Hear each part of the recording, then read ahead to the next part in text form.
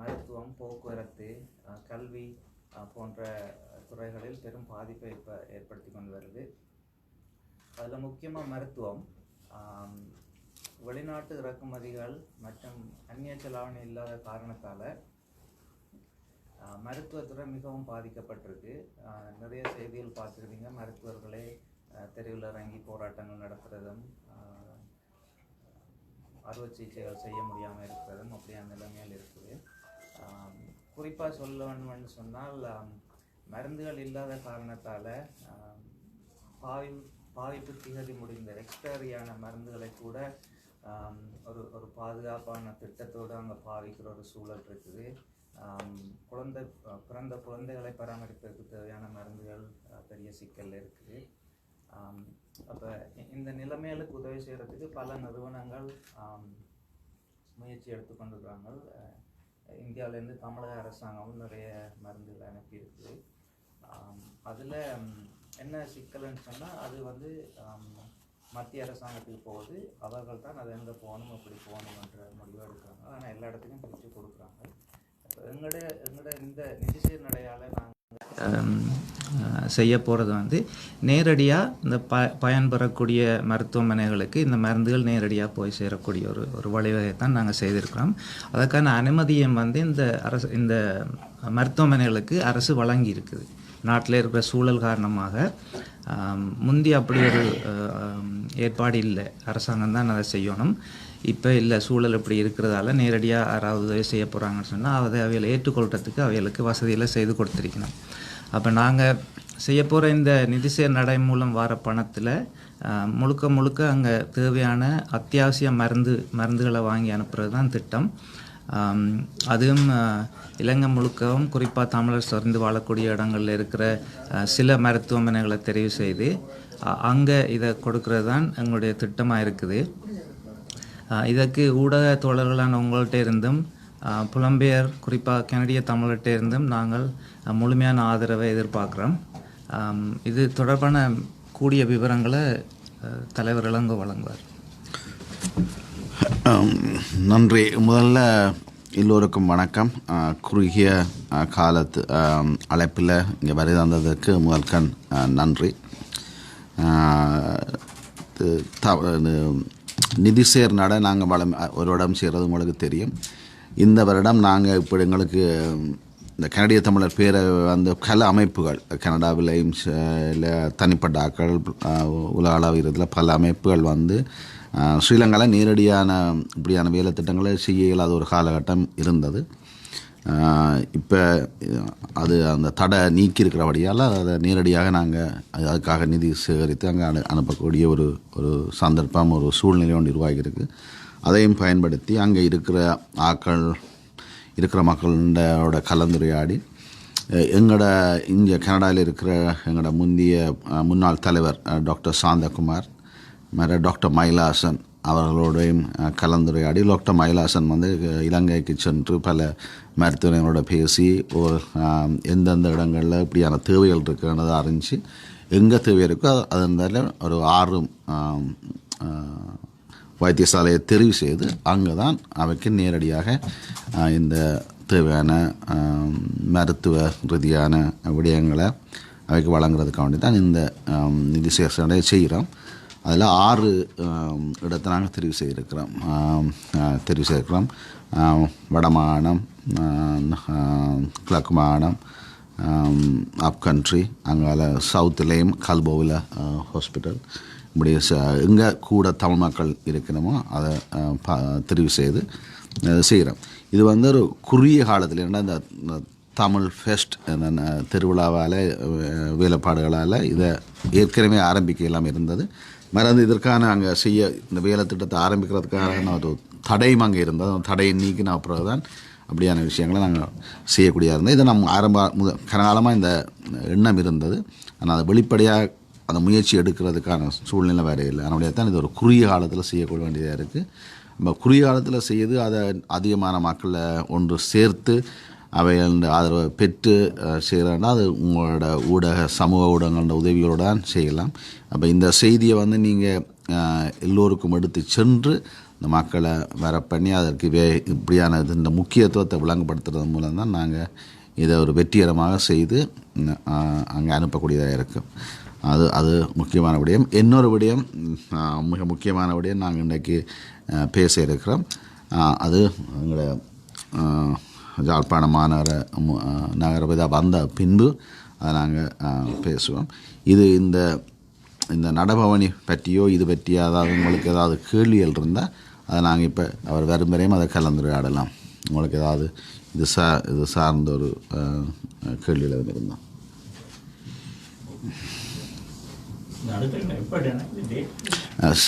September 11 வந்து September 11 ஞாயிற்றுக்கிழமை வளமையை மாதிரி அந்த தொம்சன் மெமோரியல் பார்க்கில் காலமே 9 மணிக்கு நான் ஆரம்பிக்கிறோம். அதற்கான நாங்கள் அந்த ப்ளஷ் ஃபார்முகள் இருக்குது, அதுக்கான ப்ளஷ் ஃபார்மை இங்கே பெற்றுக்கொள்ளலாம். இப்போ தேவையானாக்கள் ஃபோன் பண்ணால் நாங்கள் எப்படியும் அவைக்கு நேரம் கொண்டே கொடுக்கக்கூடிய மாதிரி அதை அந்த ஒழுங்களை நாங்கள் செய்யக்கூடியதாக இருக்கும். இணையதளத்துலேயும் நாங்கள் ஒரு ஆன்லைன் டொனேஷன் ஒன்றும் ஸ்டார்ட் பண்ணுவோம். இதுக்கான தமிழ் கனடியன் walk.ca என்ற ஒரு இணையதளம் இருக்குது. அதுலேயும் நாங்கள் அதுக்கான விடயங்களை போடலாம். இதற்கான ஒரு ப்ரெஸ் ரிலீஸ் ஒன்றை நாங்கள் தயாரித்து உங்களுக்கு அனுப்பலாம். நாளைக்கு அனுப்பினா அதை நீங்கள் பிரசுரித்து மக்களுக்கு தெரிகிறது மூலம் உங்களின் மூலமாக தான் நாங்கள் எல்லாரையும் கூட ஆக்களை கொண்டு வந்து இதை வெற்றிகரமாக செய்ய முடியும். அதுக்கு நீங்களும் இதுக்கு ஆதரவளித்து இந்த செய்தியை எல்லாருக்கும் எடுத்து செய்வதன் மூலம் நாங்கள் இதை வெற்றிகரமாக செய்யக்கூடியதாக இருக்கும். உங்களுக்கு வேறு ஏதாவது கேள்விகள் இருந்தால் இது சம்பந்தமாக கூறக்கூடியதாக இருக்குது. அதில் வந்து பங்கு பெற்ற விரும்புகின்ற ஆர்வலர்கள் எத்தனை மணிக்கு அங்கே நிற்கணும்னு எதிர்பார்க்குறீங்க? 9 மணிக்கு அங்கே சரி 9 மணிக்கு தொம்சன் மெமோரியல் பார்க் ஒரு இடம் அங்கே தான் செய்கிறாங்க. ஒரு வருடம் தான் நாங்கள் வேர்ச்சுவலாக செய்ய வேண்டியிருந்தது. தொம்சன் மெமோரியல் பார்க்கில் 9 மணிக்கு அங்கே வந்தால் சரி. ஆமாம், துசி 2 வருஷமாக அங்கே வெற்றிக்குழுவில் பிஹாஃப் ஆஃப் த சிடிசி சார்பாக 2 பேர் செய்கிறார்கள். தனிப்பட்ட ரீதியில் கேட்க அதே தனிப்பட்ட ரீதியில் அங்கே நிற்க இப்போ தேவையான எங்களுக்கு அவர் அங்கே நீண்ட ஆள் அங்கே தவிர இப்போ தனிப்பட்ட ரீதியில் அங்கே போய் அங்கே இருக்கிறார். இது கேட்க அவர் இப்படியான பல விடயங்கள் செய்து கொண்டிருக்கிறார் தனிப்பட்ட ரீதியிலேயும். அப்போ இந்த சந்தர்ப்பத்தை நாங்களும் பாவிச்சு இதெல்லாம் செய்யக்கூடியதாக இருக்கும். அந்த கம்பிய பண்டிகை இந்த கிழக்கு நிலைமையை பற்றி நீங்கள் சொல்லுங்கள். என்ன எப்படி இருக்குது அங்கே கூடுதலாக அந்த கணவனாக இருந்து அதாவது பெண் தலைநத்துவம் மற்ற அங்குள்ள பிரச்சனைகளை பற்றி நீங்கள் சொன்னது நல்லா இருக்கு. அதை பற்றின ஒரு எழுத்து இருக்குது, அதை அவங்களுக்கு அனுப்பி வைக்கிறோம். நாங்கள் முதல்ல நான் வந்து கனடியனாக இருந்தாலும் இப்போ தாயத்துக்கு குடிபெயர்ந்துட்டேன் குடும்பத்தோட. மட்டக்களப்பில் இப்போ வசித்து வரேன். அங்கே இருக்கிற எங்களோட உறவுகளோட பொருளாதாரம் மற்றும் வாழ்வியல் மேம்பாடை முன்னோக்கித்தான் எங்களோட இந்த இடப்பெயர்வு நடந்திருக்குது. கனடிய தமிழர் பேரவையோட நான் தொடக்க காலத்துலேருந்தே ஒரு தொண்டராக இருக்கிறேன். அப்போ அவைகளோடு இணைஞ்சு நிறைய வேலைகள் செய்து கொண்டு வரோம். அப்போ நீங்கள் இந்த பெண்கள் தலைமை தாங்கும் குடும்பத்தை பற்றி கேட்டது, இப்போ குறிப்பாக நாங்கள் இப்போ ஒரு ஃபேக்ட்ரி ஒன்று தொழிற்சாலை ஒன்று உருவாக்கி இருக்கிறோம், கைத்தறி ஆடைகளை தயாரிக்கிறது. இந்த போர் முடிஞ்ச பிறகு நிறைய உதவி நிறுவனங்கள் ஆட்களுக்கு பல உதவிகளை செய்தவங்க. அதில் ஒன்று வந்து இந்த பெண்கள் தலைமை தாங்கும் குடும்பங்களுக்கு வந்து கைத்தறி நெசவு செய்கிற பயிற்சியும் கொடுத்து அதுக்கான கைத்தறி இயந்திரத்தையும் கொடுத்துட்டு அவையில் போயிட்டினோம். அப்போ அதுக்கு பிறகு அதை ஒரு சரியான முறையில் பயன்படுத்தி அதால் பொருள் ஈட்டுறதோ பயன்பெறதோ இல்லாமல் இருந்தது இவ்வளோ காலமாக. அப்போ கனடிய தமிழர் பேரவையின் முயற்சியில் 2019 இது ஒரு திட்டமாக எடுத்து செய்வோம் என்று சொல்லி ஒரு முயற்சி ஒன்று நடந்தது. இப்போ அந்த முயற்சி நடந்து கொண்டிருக்கல கோவிட் பெருந்தொற்று ஏற்பட்டதால் அதை தொடர்ந்து செய்ய முடியாமல் போயிட்டுது. அப்போ திருப்பி நான் அங்கே போன பிறகு இதில் ஒரு முக்கிய கவனம் செலுத்தினாங்களே என்னென்னு சொன்னால், முல்லைத்தீவை பொறுத்த வரைக்கும் இந்த ஆலை இருக்கிறது முல்லைத்தீவில். அப்போ நாங்கள் எங்களோட நோக்கமும் முல்லைத்தீவில் இன்னும் பல நடுவங்களை இதுக்காக உருவாக்குறது தான். முல்லைத்தீவில் தான் அதிகமான பெண்கள் தலைமை தாங்கும் குடும்பங்கள் இருக்கணும் போரால். அது மட்டும் இல்லாமல் முல்லைத்தீவில் தான் அதிக இராணுவ முகாம்களும் இருக்குது. அப்போ ரெண்டுக்கும் ஒரு நேரடி இல்லாத தொடர்பொண்டு இருக்குது, அதை நீங்கள் புரிஞ்சு கொள்ளலாம். அப்போ அந்த சிக்கல்களில் இருக்கக்கூடிய இப்படியான பெண்களையும் குடும்பங்களையும் வந்து அதிலேருந்து விடுவிச்சு பொருளாதாரத்தில் மேம்படுத்தினா அவங்க தங்களோட காலில் சுயமாக நிற்கலாம். ஏற்கனவே அவங்களுக்கு இருக்கக்கூடிய வசதியிலோ படித்த விடயங்களை பாவிச்சு பொருள் ஈட்டலாம் என்ற அந்த ஒரு முயற்சி தான். இதே நீங்கள் கிழக்கில் பார்த்தீங்கன்னு சொன்னால் கைத்தறி வந்து ஒரு பெரிய ஒரு நிர்வாகமாக இருக்குது. மட்டக்களப்பை பொறுத்த வரைக்கும், கிழக்கு மாநிலத்தை பொறுத்த வரைக்கும் அதுலேயும் முஸ்லீம் சமூகம் தான் அதில் ஒரு கோலோச்சராக்களாக இருக்கிறாங்க. எங்கடாக்களும் செய்கிறாங்க, தமிழாக்களும். ஆனால் ஒரு அளவு பார்த்திங்கன்னு சொன்னால் நாங்கள் குறைவாக தான் செய்கிறோம். ஆனால் நிறைய முயற்சிகள் எடுத்துக்கொண்டிருக்கிறாங்க இன்னும் மேம்படுத்துறதுக்கு. அப்போ இந்த ஆளுகளை பொறுத்த வரைக்கும் நாங்கள் பிபிபின்னு சொல்லி இலங்கையில் ஒரு திட்டம் இருக்குது, பப்ளிக் ப்ரைவேட் பார்ட்னர்ஷிப். அரசாங்க மக்களும் தனியாரும் இணைஞ்சு செய்கிற ஒரு தொழில் முயற்சி மாதிரி. இது ஒரு லாப நோக்கமற்ற ஒரு தொழில் முயற்சியாக தான் நாங்கள் செய்கிறோம். அதாவது வர்ற லாபம் வந்து வேலை செய்கிற ஆட்களுக்கு போய் சேர்ந்தாலே எங்களுக்கு போதும் என்ற ஒரு திட்டம் தான் இது. அப்போ அரசாங்கம் வந்து தங்கள்கிட்ட இருந்த இடங்களையோ இல்லாட்டி இந்த கைத்தறி இயந்திரங்களையோ எங்களுக்கு தெரியணும். அதுக்கான செலவுகள், உற்பத்தி, சந்தைப்படுத்தல், சம்பளம் வழங்குதல், பராமரிப்பு எல்லாத்தையும் வந்து நாங்கள் ஏற்றுக்கொண்டிருக்கிறோம். அந்த செலவுகளை இந்த பொருட்களை விற்பதன் மூலம் பெற்றுக்கொள்கிறது தான் திட்டம். அப்போ எங்களோட முக்கியமான ஒரு நோக்கம் வந்து எங்களுக்கு, நாங்கள் புலம்பெயர் ஆக்களோட நிறைய தொடர்பும், நானும் ஒரு புலம்பெயர்ந்தாளாக இருக்கிறதால வெளிநாடுகளில் இந்த பொருட்களை சந்தைப்படுத்தலாம். சேலையாக மட்டுமல்லாமல் மதிப்பு கூட்டல் பொருட்களை உருவாக்கலாம்.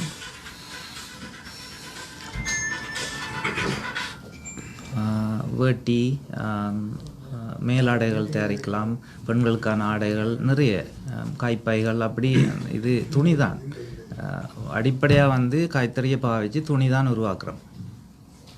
அப்போ அந்த துணியிலேருந்து நாங்கள் என்னெல்லாம் உருவாக்கலாமோ இப்போ வந்து சூட் எல்லாமே செய்கிறாங்க. ஸோ இப்போ அப்படி ஒரு நிலைமையை உருவாக்குறது தான் இல்லை. நாங்கள் பாவிக்கிறது வந்து பருத்தியும் ரேயோனும். அப்போ அதுதான் எங்களோட நோக்கம். வெளிநாட்டு சந்தையை நாங்கள் அவங்களுக்கு கூட்டி கொடுத்தோம்னு சொன்னால் அவங்களுக்கு பொருளாதார ரீதியாக இப்போ என்னத்தை அவங்க ஏற்படுத்துகிறாங்களோ அதை விட கூட பல நாள் வைக்கக்கூடியதாக இருக்கும். அப்போ அதுக்கான ஒரு முயற்சியாக 2019 வந்து கனடிய தமிழர் பேரவைன்ற பொங்கல் விழாவில் ஒரு ஃபேஷன் ஷோ, ஒரு ஆடை அணிவகுப்பு செய்து நாங்கள். அது சரியான வெற்றிகரமாக இருந்தது. அதை தொடர்ந்து இப்போ தமிழர் திருவிழாவில் நாங்கள் அதை ஆடை அணிவகுப்பு செய்ய முடியலை. ஆனால் இந்த பொருட்களையும் விற்கிறதுக்கும் அதை மக்களுக்கு காட்சிப்படுத்துறதுக்கும் மக்களோட சில செய்திகளை பகிர்ந்து கொள்கிறதுக்கும் வாய்ப்பாக இருந்தது. உங்களோட உதவியை தாயக உறவுகள வேண்டுகோளாக நான் இங்கே வைக்கிறேன். நீங்கள் தொடர்ந்து செய்து கொண்டிருக்கிறத இன்னும் தொடர்ந்து செய்யுங்க. அவங்களோட தேவைகள் வந்து அன்பளிப்பல்ல, நாங்கள் அன்பளிப்பால் அவங்களுடைய முயற்சியையும் வளர்ச்சியையும் தடுக்கிறோம்ன்றது தான் என்னுடைய தனிப்பட்ட கருத்து. அங்கே போய் நான் அவங்கள சந்தித்து பழகின பிறகு அப்படி இல்லாமல் அவங்களுக்கு அன்பையும் ஆதரவையும் நாங்கள் கொடுத்தோம்னு சொன்னால் அது வந்து அவங்களோட பொருளாதாரத்தையும் சரி வாழ்வையும் மேம்படுத்துறதுக்கு உதவும். நிறைய பொருட்கள் வந்து ஈழத்தின் பொருட்களோ இல்லை தாயகத்தின் பொருட்கள்னு சொல்லி இங்கே விற்கப்படுற ஒன்றுமே தாயகத்தில் உருவாக்கப்படுறது அல்ல. பூனகிரி மொட்டைக்கருப்பன் அரிசின்னு சொல்லி வெளியில் போட்டிருக்குது. ஆனால் அது இந்த தயாரிப்பு வந்து கேரளாவில், பூனகிரியில் இப்போ அரிசி ஆக்கள் செய்கிறதே இல்லை. அப்போ இப்படியான நிலைமையில் இருக்குது. அப்போ அதில் நாங்கள் கொஞ்சம் கவனமாக இருந்தோம்னு சொன்னால் இந்த பொருட்கள் உண்மையாக இங்கேருந்து வருது, நாங்கள் அதை ஒரு அர்ப்பணிப்பாக செய்யக்கல, இல்லை எங்களோட மக்களுக்கு உதவணுமென்று செய்யக்கல. இப்போ அதை பார்த்துட்டாடா பூனகிரி அரிசியை வாங்குவோம்னா அதில் உண்மையாக பலன் பெறுறது எங்களோட ஆக்கள் இல்லை. அப்போ அந்த ஒரு விழிப்புணர்வை பத்திரிகை தோழர்கள் நீங்கள் ஏற்படுத்துவீங்கன்னு சொன்னால் மக்கள் மத்தியில்.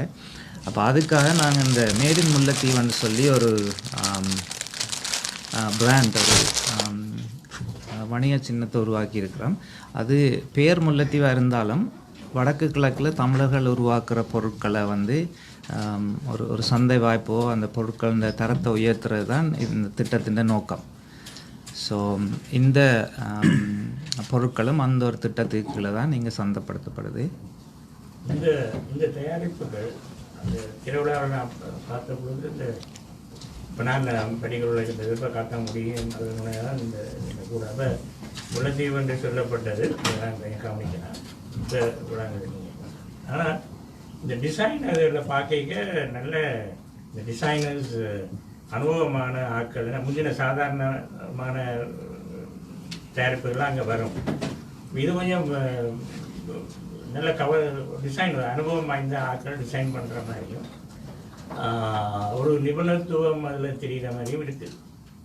இதுக்காக நீங்கள் ட்ரெயின் பண்ண ஆக்கலாம் அல்லது ஏற்கனவே அங்கே இருந்தால் இல்லை, ஏற்கனவே அதான் சொன்னேன், அவங்க பயிற்றப்பட்ட ஆட்கள் நிறைய பேர் இருக்கிறாங்க. இப்போ எங்களுக்கு வந்து இந்த டிசைனை உருவாக்குறதுக்கு ஒரு ஆசிரியர், அவர் ஓய்வு பெற்ற ஒரு ஆசிரியர் தான் உதவி செய்கிறார். அது மட்டும் இல்லாமல் மட்டக்களப்பில் நீங்கள் அதிதி என்று கேள்விப்பட்டீங்களா தெரியாது, அதித்தி என்று சொல்லி அவங்க நாச்சியார் என்று சொல்லி மட்டக்களப்பு மாநகர சபையால் உருவாக்கப்பட்ட ஒரு திட்டம் ஒன்று இருக்குது. அதுவும் இந்த பெண்கள் தலைமை தாங்கிற குடும்பங்களுக்கு உதவி செய்கிறதுக்கு தான் நிறைய உணவகங்கள் அப்படியான இதில் உருவாக்கினவங்க. அதில் ஒரு பகுதியாக இந்த பிபிபியில் வந்து இப்படி ஒரு அமைப்பும் உருவாக்கியிருக்கிறாங்க. ஸோ அவங்களும் இந்த இப்படியான சாரியெல்லாம் செய்கிறாங்க. அப்போ அவங்களும் அவங்களுக்கு உதவி செய்கிறாங்க இந்த டிசைன்ஸ் உருவாக்குறதுக்கு. இந்த டிசைன்ஸை பார்த்தீங்கன்னு சொன்னால் இந்த மற்ற டிசைன்ஸ் மாதிரி ஒரு சிக்கலான வேலை இல்லை. அப்போ நிறைய என்ன செய்கிறாங்கன்னு சொன்னால் ஒரு சந்தையில் என்ன இருக்குது, இப்போ என்ன நாகரிகத்தில் இருக்குதுன்றதை வச்சு பார்த்து கொண்டு தான் அதை உருவாக்குறாங்க. அப்போ அந்த அவங்களோட அனுபவம் இருக்குது அதில்.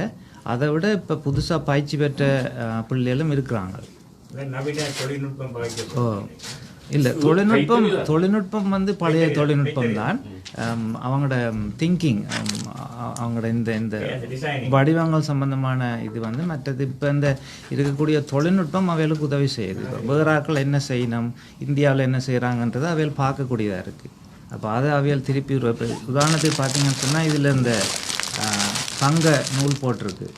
அப்போ இது வந்து இப்போ அண்மையில் தான் இது செய்ய தொடங்கினவங்க. கோல்டு நூல் போட்டிருக்கு. அப்போ அப்படி நிறைய இந்த எம்ப்ராய்டரி ஒர்க், த்ரெட் ஒர்க், அப்படி இப்படி அந்த புது இதுகள் வரைக்குள்ள அதை அறிஞ்சு கொள்றதுக்கு இப்போ வாய்ப்பு கூட. இல்லை, இது கைத்தறி. நாங்கள் எங்களோட திட்டம் முழுக்க கைத்தறி தான். ஒரு நாளில் ஒரு சராசரியாக வேலை செய்யக்கூடியால் ஒரு சேலையை வந்து நெய்ய முடியும். அதே வேகமாக வேலை செய்யக்கூடியால் 2லேருந்து 3 சாரியில் நெய்ய முடியும். ஆமாம், அதுக்கு வேறு ஆக்கள், நெய்யிற ஆக்கள் அதை செய்கிறது. அதை வந்து அவங்க செய்து கொடுத்து கொண்டிருப்பாங்க.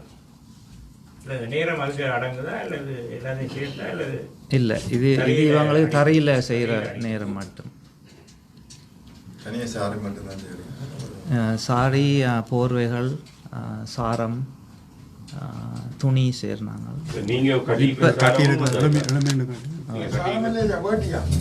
இது இதில் சாரம் இருக்குது. இப்படி இது இப்போ திறந்துருக்குது. ஸோ இப்போ இதில் வந்து நாங்கள் அந்த வல்க்ரோ போட்டு பொக்கெட் வச்சு அப்படி செய்கிறதுக்கான ஒரு முயற்சியும் எடுத்துக்கொண்டு இருக்கிறோம். துவாய் செய்யலாம். இலங்கையில் வந்து எல்லா மருத்துவமனையிலையும் கைத்தறி போர்வைகள் தலைநவரை தான் பாவிக்கணும். அது இலங்கை இந்த சட்டமாக ஒரு எழுதப்படாத சட்டமாக தெரியல. அப்போ அவங்க வந்து இந்த கைத்தறி ஆக்கள்கிட்ட தான் இந்த போர்வைகள் எல்லாம் வேண்டுவாங்க. மற்றது இலங்கை அரசு நிறுவனங்களில் ஒரு நாள் வந்து கைத்தறி அணியணும். அப்போ பார்த்திங்கன்னா எல்லோரும் ஒரே மாதிரி சேலை கட்டிக்கொண்டு ஒரு நாள் போயினோம். அப்படியான இதுகள் இருக்குது. அப்போ அவைகளுக்கு நாங்கள் நாங்களே செய்து வழங்குறதுக்கான முயற்சிகள். அப்போ அங்கே இருக்கிற மாவட்ட செயலாளர், பிரதேச செயலாளர் எல்லாரும் எங்களுக்கு ஆதரவாக இருக்கணும். இந்த முயற்சி வெற்றி பெறணும். முள்ளியவளையில் இது வந்து முல்லைத்தீவு. நாங்கள் எங்களோட திட்டம் வந்து முள்ளிவாய்க்காலில் ஒரு சென்டர் ஒன்று கட்டுறது. அதுக்கு அரசாங்கம் காணிதாரன்னு சொல்லியிருக்கு. அரசாங்கம்னா மாவட்ட செயலாளர். இது சேரிட்டி இல்லை. இது ஒரு ஆடை செய்கிற டோட்டலாக எத்தனை லேபர் ஸ்டார்ட் டு எண்ட்? 3 பேர் தான் இதில் முக்கியமான பங்கு வகிப்பினோம். தரையில் வேலை செய்கிறவர், டிசைனர் நூலை பாரட்டு சொல்கிறது நூலை கோக்குறவர், அந்த நூலை பிரித்து கொடுக்குறவர். இந்த 3 பேர் தான் முக்கியமான ஆட்கள். கடந்த வாரம் இந்த மட்டக்களப்பு மக்களின் ஒன்று கூட நடந்தது. அதில் உங்களோட இது மாதிரி ஒரு 4-5 பேர் அங்கே கட்டி கொண்டு இருந்தவர். அதில் அதான் நான் யோஜனை என்னென்னு கேட்க இப்படி அங்கே தயாரிப்பு சொன்னாங்க. ஆனால் இப்போ தான் நீங்கள் சொன்ன அப்புறம் அங்கே மட்டக்களப்பு வந்து இதில் ஒரு பெரிய ஒரு நிறுவனம் மக்கள் அதுண்டாவே பார்க்கலையே அன்றைய காலம் இருந்து பின்னரும் மட்டும் கட்டி கொண்டு நிற்கலாம். நாங்கள் அந்த நிதிசேர் நடையை பற்றி ஏதாவது கேள்வி இருந்தால் இதை பற்றின கூடிய விவரங்கள் நான் உங்களுக்கு மின்னஞ்சலில் அனுப்பி வைக்கிறேன். தொடர்ந்து இதுக்கான ஆதரவை நீங்கள் வழங்குங்க. இது மட்டும் இல்லை, அங்கே நடக்கக்கூடிய ஒரு இதில்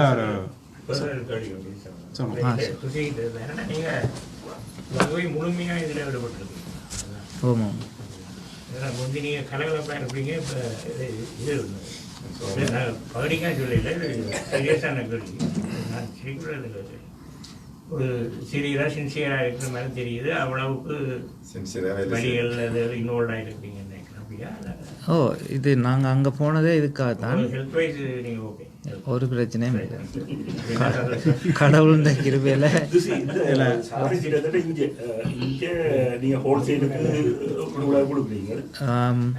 இங்கே இப்போ ஹோல்சேல் விலையை பற்றி எனக்கு பேச முடியாது. இது இப்போ retail $50 cotton sorry, $75 rayon sorry, திருப்பி இந்த ஸ்பெஷல் சிறப்பான வேலையில் செய்த சாரி $100 என்று தான் விற்றுனாங்க. அதே நீங்கள் ஒரு 10 சாரி ஒரு அன்பளிப்பு யாருக்கும் கொடுக்குறதுக்கு வேண்ட போகிறீங்கன்னு சொன்னால், இது நாங்கள் ஒரு எடுத்துக்காட்டாக தான் கொண்டு வந்து நான் கணக்கு கொண்டு வர இல்லை. இப்போ நாங்கள் கொஞ்சம் விற்றுட்டோம் தமிழர் திருவிழாவில், மிச்சம் இங்கே இருக்குது. அப்போ நாங்கள் வளமையாக முந்தி இதை செய்ய முதலே இலங்கையிலேருந்து நாங்கள் இப்போ யாருக்காவது பரிசு கொடுக்கணும்னு சொன்ன ஒரு பெண்ணுக்கு இதைத்தான் வேண்டி கொடுக்குறாங்க. அது அவங்களுக்கு ஆதரவாக இருக்கும். அப்படி ஸோ அப்படியான இதுகளையும் நாங்கள் செய்யலாம். கண்ணா சொன்னார், இந்த கோயில்களில் வந்து திருவிழா நேரம் ஒரே மாதிரி கட்டுவாங்க. அப்போ அதெல்லாம் நாங்கள் செய்து வழங்கலாம். இப்போ நாங்களெல்லாம் இலங்கை போய்கிட்டு உங்களுடைய சொந்தக்காரர் எல்லாருக்கும் சாரி எதுன்னு வாங்கி கொடுக்குறானே. அப்போ நாங்கள் அங்கே போனால் இது எங்கே வாங்கலாம் இலங்கையில்? அங்கே நிறைய இதை விற்கிறதுக்காண்டி தனிப்பட்ட கடைகள் இருக்குது. நீங்கள் கொழும்புல யாழ்ப்பாணத்தில் அப்படி இருக்கா? இல்லை, இப்போ கொழும்பில் நீங்கள் வேண்டிங்கண்டா என்னன்னு சொன்னால் அது எங்கே செய்தான்னு தெரியாது. அது இப்போ மட்டக்களப்புலேயும் செய்யப்பட்டிருக்கலாம், முல்லைத்தீவில் செய்யப்பட்டதாக இருக்க வாய்ப்பே இல்லை. இப்போ தான் நாங்கள் அதை சந்தைப்படுத்துகிறோம். யாழ்ப்பாணமும் இந்த துறையில் சரியான குறைவாக இருக்கான்னு சொல்லித்தான் கிட்டடியிலேயும் ஒரு செய்தி ஒன்று வந்திருக்குது. அப்போ மற்றபடி தெற்கு மேற்கில் இருந்து தான் வரப்போகுது. நீங்கள் திருவண்ணாமலையில் அரசாங்கம் இதுக்கு நிறைய முயற்சிகள் எடுக்குது. அப்போ திருவண்ணாமலையில் வந்து இதுக்கு ஒரு பெரிய அரசாங்கத்தின் அமைப்பு ஒன்று இருக்குது. அங்கே அவங்கள ஒரு காட்சியரை வச்சுருக்காங்க. அதே மாதிரி மட்டக்களப்புலேயும் ஒரு காட்சியரை இருக்குது, ஆனால் அது காட்சியரை மாதிரி இல்லை. இருக்குது, எல்லா இடம் இருக்குது. ஆனால் நீங்கள் இதை போய் வேண்டினா யார் செய்ததுன்னு தெரியாது. நாங்கள் அது என்னன்னு சொன்னாங்க, இந்த பேக்கை மாற்றினா உங்களுக்கு தெரியாது, ரைட்? ஸோ அப்போ நாங்கள் என்ன சொல்கிறோம்னு சொன்னால், இதை நாங்கள் இந்த பிராண்டை வந்து நாங்கள் உறுதிப்படுத்த போகிறோம். அப்போ ஏதோ ஒரு வழியில் இப்போ இதில் சாரியில் நாங்கள் அதை போட்டோம்னு சொன்னால் நீங்கள் பார்க்கலாம். இந்த பொருளுக்கு மட்டும் இல்லை, வேறு நிறைய பொருட்கள் இருக்குது, வெளிநாட்டுக்கு ஏற்றுமதி செய்கிறாங்க. அப்போ அதுகளை இன்னும் மேம்படுத்துகிறது தான் இது. நீங்கள் இந்த பொருட்களை பற்றின விவரங்களை medinmullaithivu.com போய் பாருங்கள். இணையம் இன்னும் இயங்க தொடங்கியில்லை, விரைவில் இயங்க தொடங்கும். இது மட்டும் இல்லாமல் அங்கே தயாரிக்கக்கூடிய வேறு பொருட்கள், உற்பத்தியாளர்கள், இந்த விவரங்கள் அங்கே இருக்க போகுது. நீங்கள் சொல்கிற மாதிரிக்கு இப்போ நாங்கள் அங்கே போனால் ஒரிஜினல் இது வாங்குறது கஷ்டப்படுறீங்க. இந்த முல்லைத்தீவில் செய்தது தான் உங்களுக்கு கிடைக்குமான்னு சொல்ல முடியாது. மற்றது அதான் நேரடியாக நீங்கள் தொடர்பு பண்ணிங்கன்னா இந்த மேடின் முல்லைத்தீவுக்கு போங்க, அப்போ உங்களுக்கு சரியான தொடர்பு கிடைக்கும்.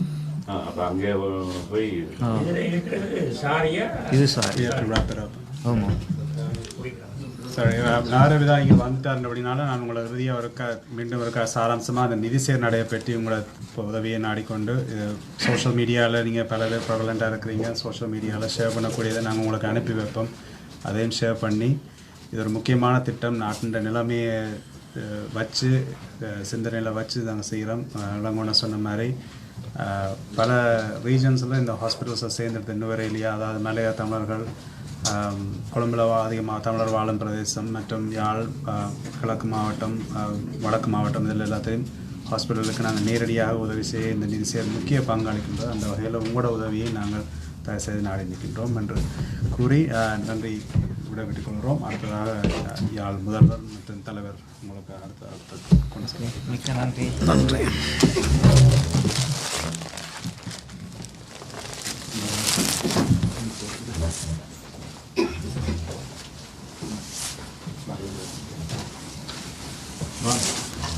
நடுவில் இருக்கு.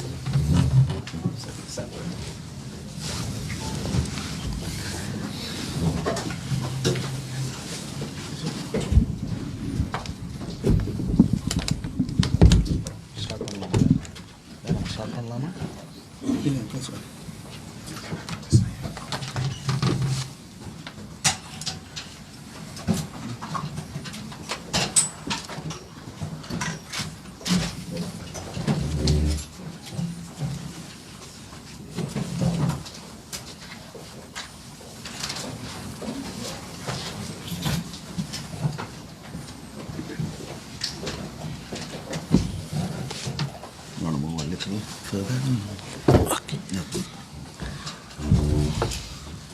மீண்டும் எல்லோருக்கும் வணக்கம். யாழ் மாநகர முதல்வர் நம்மளோட தமிழர் திருவிழாவுக்காக வேண்டி வந்த சந்தர்ப்பத்தில் இப்படியான பல சந்திப்புகளையும் செய்து கொண்டிருக்கிறார். செய்து அங்கே இருக்கிற நிலவரங்கள், அங்கே என்ன தேவைகள் இருக்குது அப்படியான விடயங்களையும் மக்களோட பகிர்ந்து வருகிறார். இந்த சந்தர்ப்பத்தில் ஒரு மிக முக்கியமான ஒரு வேலை திட்டத்தை நாங்கள் ஆரம்பிக்கலாம். அதை பற்றி இன்றைக்கு தெளிவுபடுத்தி உங்களில் சமூக ஊடகங்களுக்கு அதை முன்னெடுக்கலாம் என்று முயற்சிக்கிறோம்.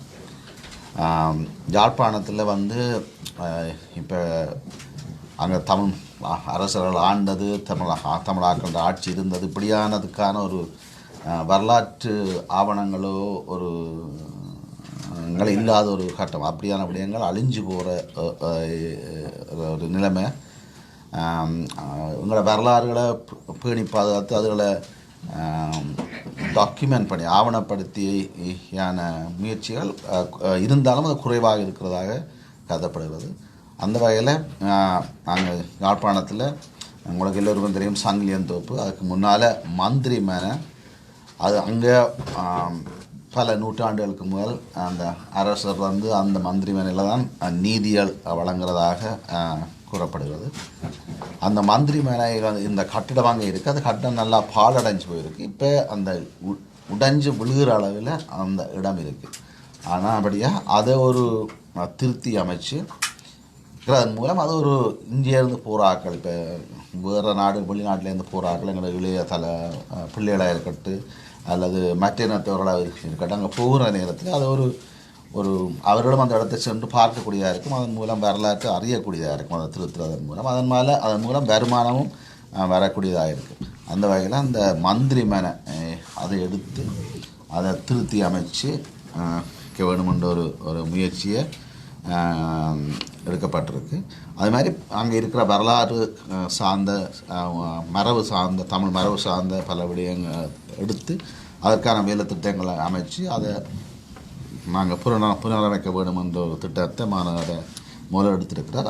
அது சார்ந்து அவர் அங்கே யாழ் தமிழ் மரபு மையம் என்ற ஒரு ஜப்னா ஹெரிட்டேஜ் அசோசியேஷன் ஒன்றை உருவாக்கி அதற்கு அந்த துறையில் அனுபவம் உள்ள ஆட்கள், அறிவு உள்ள ஆட்கள் அதில் போட்டு ஒரு அமைப்பை ஒன்று உருவாக்கியிருக்கிறார்.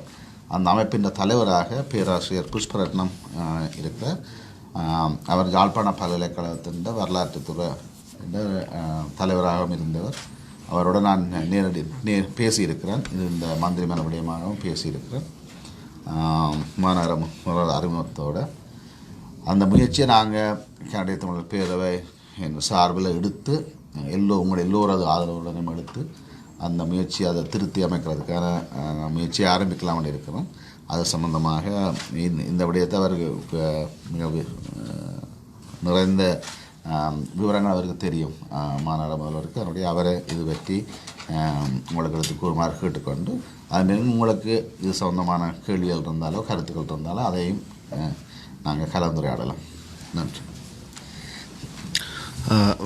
வணக்கம். அனைத்து உறவுகளுக்கும் என்னுடைய நேர வணக்கங்களை தெரிவித்துக்கொண்டு நான் நேரடியாகவே விடயத்துக்குள் வருகின்றேன். ஏற்கனவே இது தொடர்பான ஒரு அறிமுகம் உங்களுக்கு சொல்லப்பட்டிருக்கிறது. யாழ்ப்பாணத்திலே இருக்கக்கூடிய மரபுரிமை சின்னங்கள் பாலடைந்து வருகிறது, உங்கள் எல்லோருக்கும் தெரியும். தமிழ் மக்கள் எங்களுக்கென்று முன்னைய காலங்களிலே அரசுகள் இருந்தன என்பதற்கு சான்றாக இருந்த பல்வேறு மரபுரிமை சின்னங்களும் கிட்டத்தட்ட பூரணமாக அழிவடைந்து வருகிறது.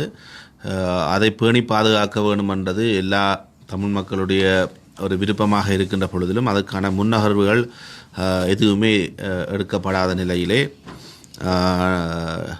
நாங்கள் அதற்காக ஒரு அமைப்பை உருவாக்க வேண்டும் என்ற முனைப்போடு யாழ்ப்பாணம் மரபுரிமை இயக்கம் என்கின்ற ஒரு அமைப்பை உருவாக்கினோம், ஜெஃப்னா ஹெரிட்டேஜ் சென்டர் என்று. அதனுடைய தலைவராக யாழ்ப்பாண பல்கலைக்கழகத்தினுடைய வரலாற்றுத்துறை பேராசிரியராக இருந்த புஷ்பரட்னம் அவர்கள் இருக்கின்றார். உங்களுக்கு தெரிஞ்சிருக்கும் என்று நான் நினைக்கின்றேன். தொல்லியல் தொடர்பாக மிகப்பெரிய ஆய்வுகளை நடத்துகின்ற ஒருவர் எங்களுடைய பேராசிரியர் புஷ்பரட்னம் அவர்கள்.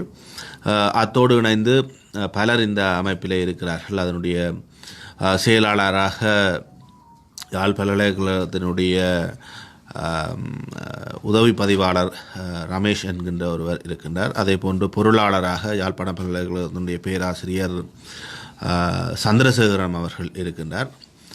உபதலைவராக பேராசிரியர் வைத்தியகலாநிதி ரவிராஜ் அவர்கள் இருக்கின்றார். அவர் முன்னாள் மருத்துவ பீடத்தினுடைய பீடாதிபதியாக இருந்தவர்.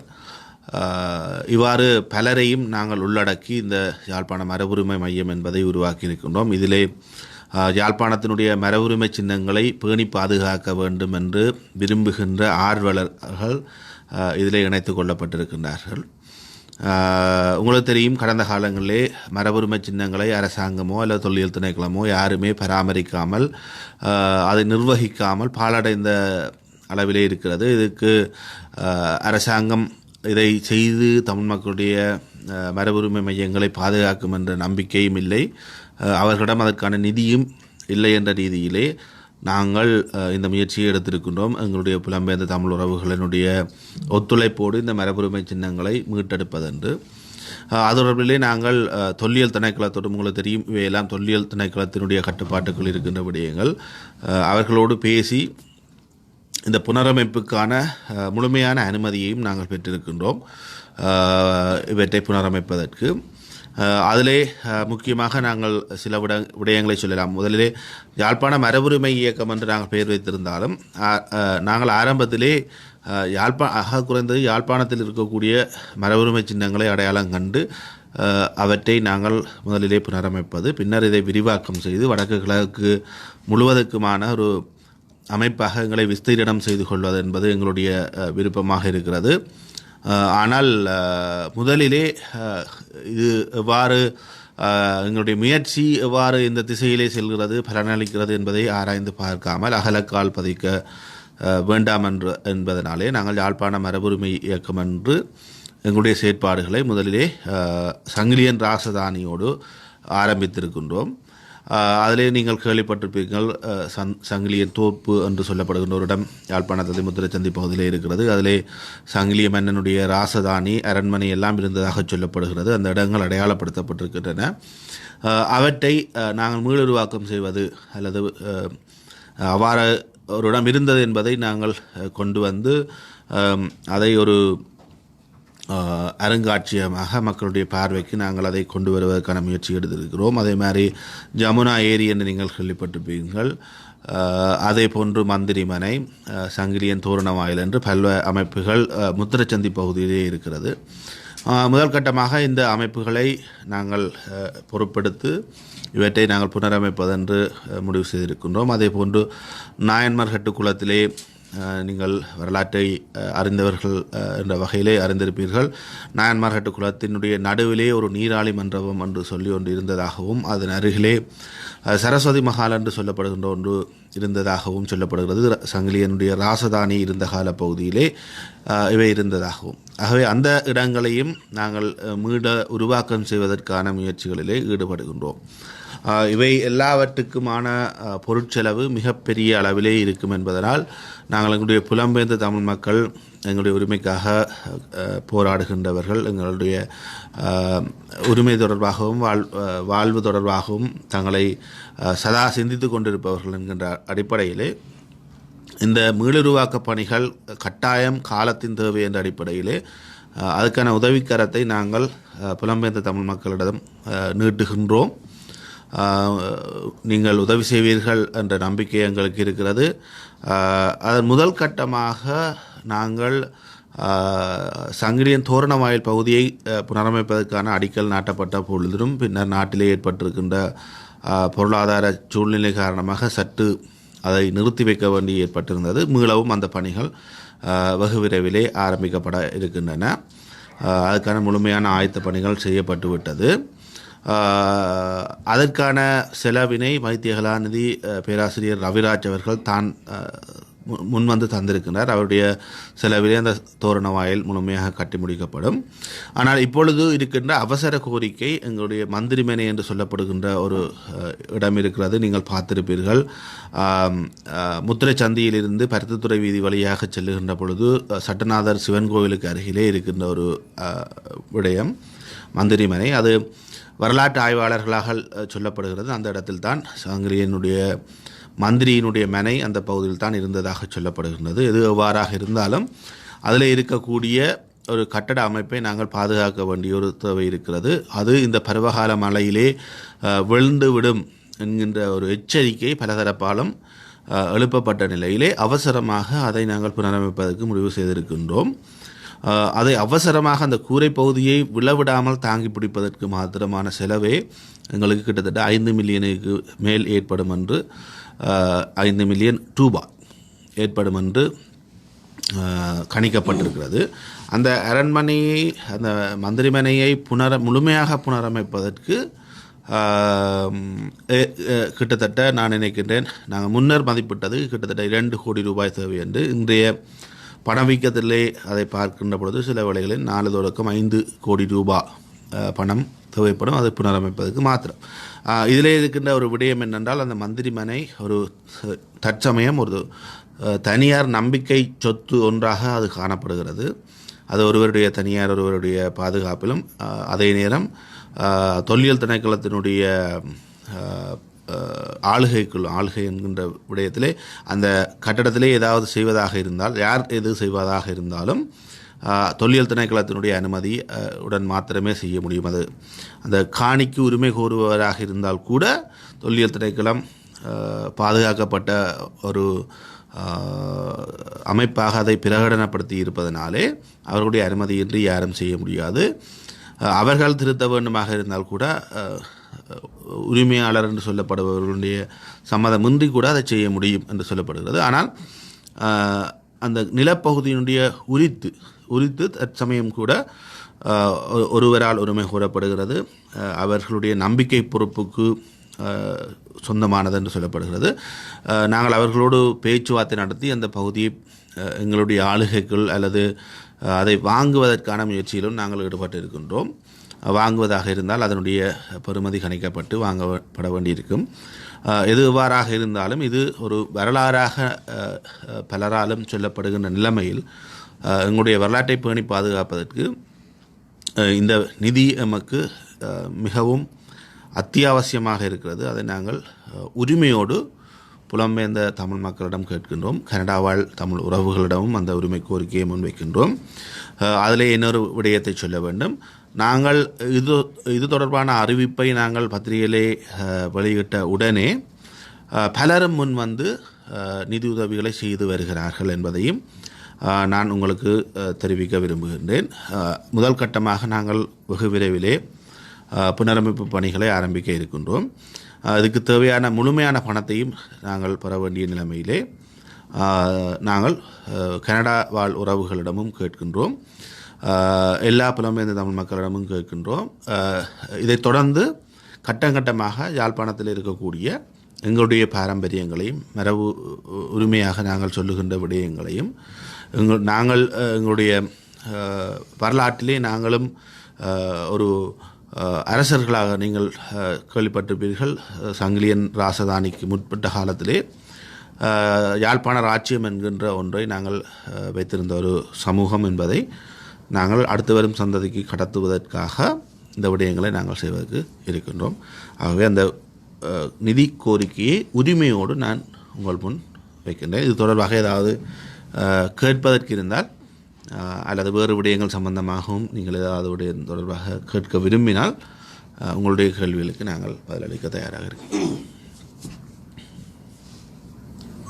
சங்கிலிய மன்னன் அரண்மனை சங்கிலிய மன்னன் அவைந்த சொந்தமோ இல்லாட்டி தனிப்பட்டதா? கட்னா சோழருக்கு பக்கத்தில் இருக்கிற அரண்மனை தானே சொல்றீங்க? அது மந்திரி மேலே. அது அரண்மனை தானே? மந்திரி மேலே. சங்கிலியனுடைய அரண்மனை வேறு ஒரு இடத்திலே இருந்ததாக சொல்லப்படுது. ஆனால் இல்லை இப்பொழுது. ஆனால் வரலாற்று ஆய்வாளர்கள் அதை ஒரு இடத்தை அடையாளப்படுத்துகிறார்கள். நான் சொல்லுவது சட்டநாள் சிவன் கோயிலுக்கு அருகில் இருப்பது மந்திரிமனை. அதையும் ஒருவர் உரிமை கோருகின்றார். ஆம், இல்லை என்னென்று சொன்னால் இதில் நாங்கள் தேவையற்ற விவாதங்களுக்கு உட்படாமல் நாங்கள் செல்ல வேண்டும் என்று நான் விரும்புகின்றேன். சங்கிலிய மன்னனுடைய அரசாட்சி இருந்தது என்பது போர்த்துகேயர்களுக்கு முற்பட்ட காலத்திலே. பேந்து போர்த்துகேயர்களுக்கு பிறகு ஒல்லாந்தர்கள் இலங்கையை ஆக்கிரமித்து ஆட்சி செய்த காலப்பகுதியிலே ஒல்லாந்தர்கள் நிலங்களை பிரித்து தனியாருக்கு வழங்கினார்கள். அப்பொழுது சங்கிலியனுக்கு சொந்தமாக இருந்ததாக சொல்லப்படுகின்ற இடங்கள் எல்லாமே தனியார்களுக்கு ஒல்லாந்தர் கால பகுதியிலே வழங்கப்பட்டு அவர்களுக்கு உறுதியும் வைத்திருக்கிறார்கள். ஆகவே இந்த இடமும் ஒரு தனியார் நம்பிக்கை பொறுப்பு என்று சொல்வது, பிரைவேட் ட்ரஸ்ட் ஒன்றுக்கு சொந்தமாக இருக்கிறது. அவர்கள் உரிமை கோருகிறார்கள். நாங்கள் அந்த உறுத்து தொடர்பிலே நாங்கள் கேள்விக்குட்படுத்துவதற்கு நாங்கள் தயாராக இருக்கவும் இல்லை, அதை நாங்கள் விரும்பவும் இல்லை. நாங்கள் அவர்களிடம் பேசி அதை தமிழ் மக்களினுடைய அக்கறைக்காக கையளிக்குமாறும் அதுக்கு தேவையான அவர்கள் என்னத்தை கேட்கிறார்களோ அதை வழங்குவதற்கு நாங்கள் தயாராக இருக்கிறோம். ஆனால் எங்களுடைய நோக்கம் அது பராமரிக்கப்பட வேண்டும் அல்லது அது பாதுகாக்கப்பட வேண்டும். அதிலே அது உண்மையாக சங்கிலியனுடைய மந்திரியின் மனையா அல்லது அதிலே மந்திரி மனை இருந்ததா என்ற விவாதங்களுக்கெல்லாம் நாங்கள் செல்லாமல் அதை இப்பொழுது நாங்கள் மந்திரி மனை இருந்த இடத்திலே இருக்கின்ற ஒரு அமைப்பாக நாங்கள் வரலாற்று ஆய்வாளர்களால் சொல்லப்படுகிறது. அது மிக பழமையான ஒரு கட்டடம், மிக நூற்றாண்டுகளுக்கு மேற்பட்ட ஒரு கட்டடமாகத்தான் அது இருக்கிறது. அந்த வகையிலே அதை புனரமைக்க வேண்டியது எங்களுடைய கட்டாயம் என்று நாங்கள் கருதி அதை அந்த நடவடிக்கை எடுத்திருக்கின்றோம். இந்த மந்திரி மனை ஜமுனாரி இருக்கிறது மந்திரி மனையை பற்றி கதைப்பேன், அது முடிச்சுட்டு போவோமே. மற்றது மணிக்கணும் மந்திரி மனை என்ற விஷயம் இது ஒரு அரசியல் செயற்பாடு இல்லை, இது ஒரு சமூக செயற்பாடு தானே. இது ஒரு சமூக சார்ந்த செயற்பாடு, என்னுடைய வரலாறு சார்ந்த செயற்பாடு. அப்போ இதுக்கு அரசாங்கத்தினுடைய அனுமதி கிடைக்குமா? நான் இது தொடர்பாக தொல்லியல் திணைக்களத்தோடு நாங்கள் பேசியிருக்கின்றோம், அவருடைய அனுமதியும் பெற்றிருக்கிறோம். அப்போ இந்த என்ன இல்லை இது என்ன, நான் சின்ன வெளியாக இருந்தும் எங்களுக்கு சங்கிலி தோப்பு மட்டும்தான் தெரியும். அது பெரிய பரவிப்பாக இருக்குது, அதில் சின்ன சின்ன விஷயங்கள்லாம் இருக்கும். நீங்கள் இப்போ இது உங்களுடைய இந்த உங்களுக்கோ அல்லது உங்களுடைய குழுவினருக்கோ இந்த சிந்தனை வாரத்துக்கு எது காரணமாயிடும்? இந்த சிந்தனை வராமல் யாருக்காவது இருந்தால் அதைத்தான் கேட்க ஒன்றுமே வரவில்லை உங்களுக்கு என்று. சிந்தனை வருவது என்பது ஆச்சரியம் இல்லை, சிந்தனை வராமல் இருந்தால் தான் அது ஆச்சரியமாக இருக்கு.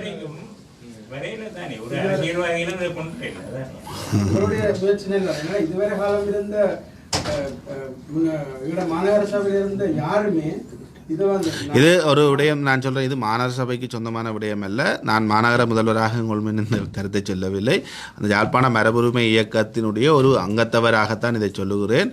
இந்த கட்டட தொகுதியோ அல்ல இந்த புனரமைப்புக்கோ மாநகர சபைக்கும் எந்த தொடர்பும் கிடையாது.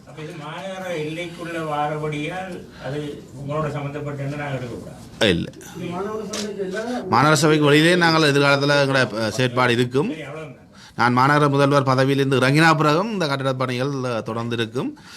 இதுக்கும் மாநகர சபைக்கும் சொந்தம் தொடர்பல்ல, மாநகர சபை குறித்தான பணியும் அல்ல, நான் இந்த யாழ்ப்பாண மரபுரிமை இயக்கத்தினுடைய ஒரு உறுப்பினர் என்ற வகையிலே அல்லது இந்த மரபுரிமை இயக்கத்தை ஆரம்பித்து இந்த செயற்பாடுகளை முன்னெடுக்க வேண்டும் என்ற வேலைத்திட்டத்தை தொடங்கிய என்ற வகையிலே உங்களோடு இந்த உரிமை கோரிக்கையை முன்வைக்கின்றேன்.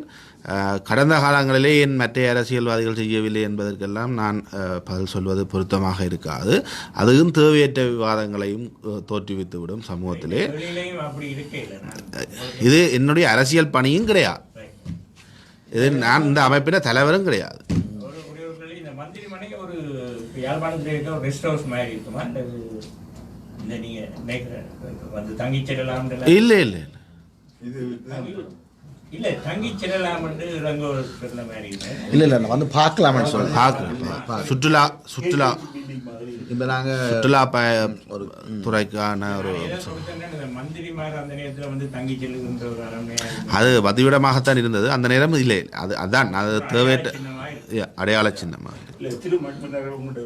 இப்போ இது ஒரு சிங்கள இதாக இருந்திருந்தால் கவர்மெண்ட் ஃபண்ட் பண்ணி அதுக்கு ஏதாவது செய்யக்கூடிய வாய்ப்புகள் இருந்திருக்கு. அப்படி நீங்கள் ஏதாவது அப்ரோச் பண்ணி அவர் செய்ய மாட்டார்.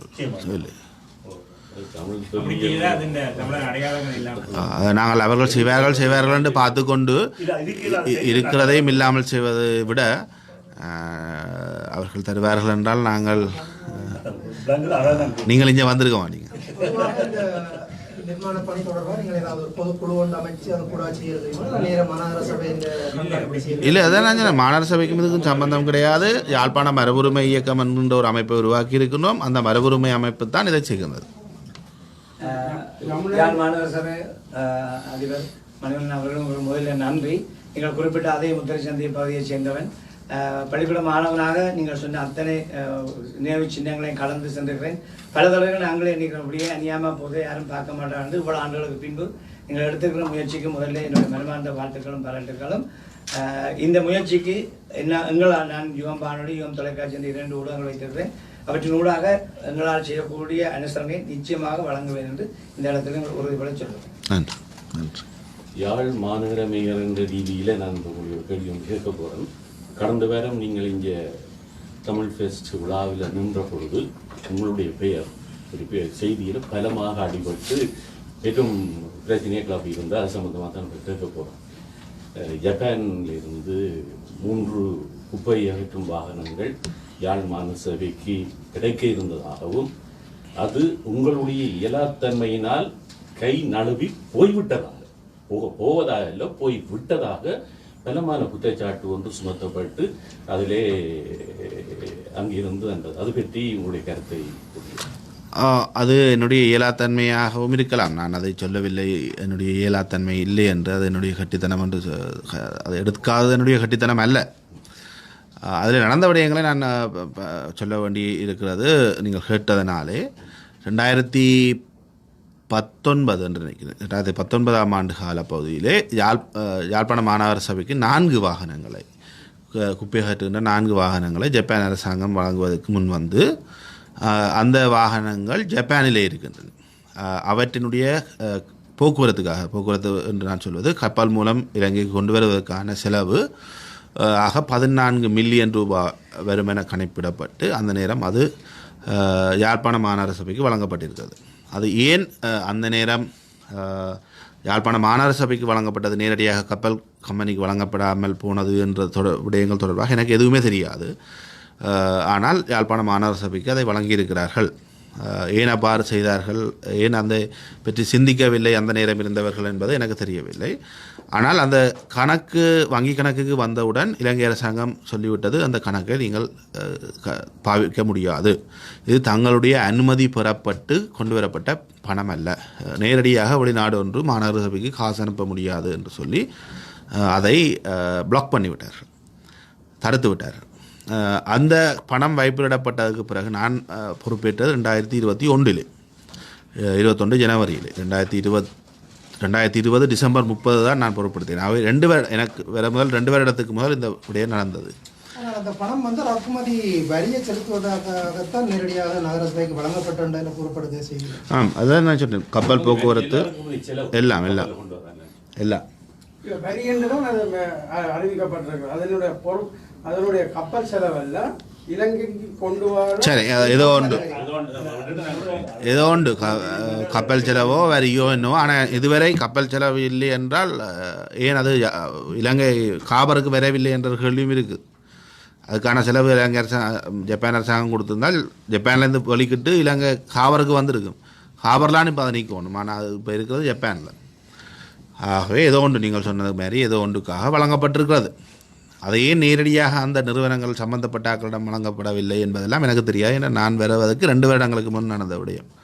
பின்னர் நான் வருவதற்கு முன்னர் அந்த 2 வருடங்களும் மாநகர சபையும் நடவடிக்கை எடுத்திருக்கிறது அந்த பணத்தை இலங்கை அரசாங்கத்தோடு கதைத்து வெளியில் கொண்டு வருவதற்கு. அதேவேளை ஜப்பான் அரசாங்கமும் அந்த முயற்சியை எடுத்தது.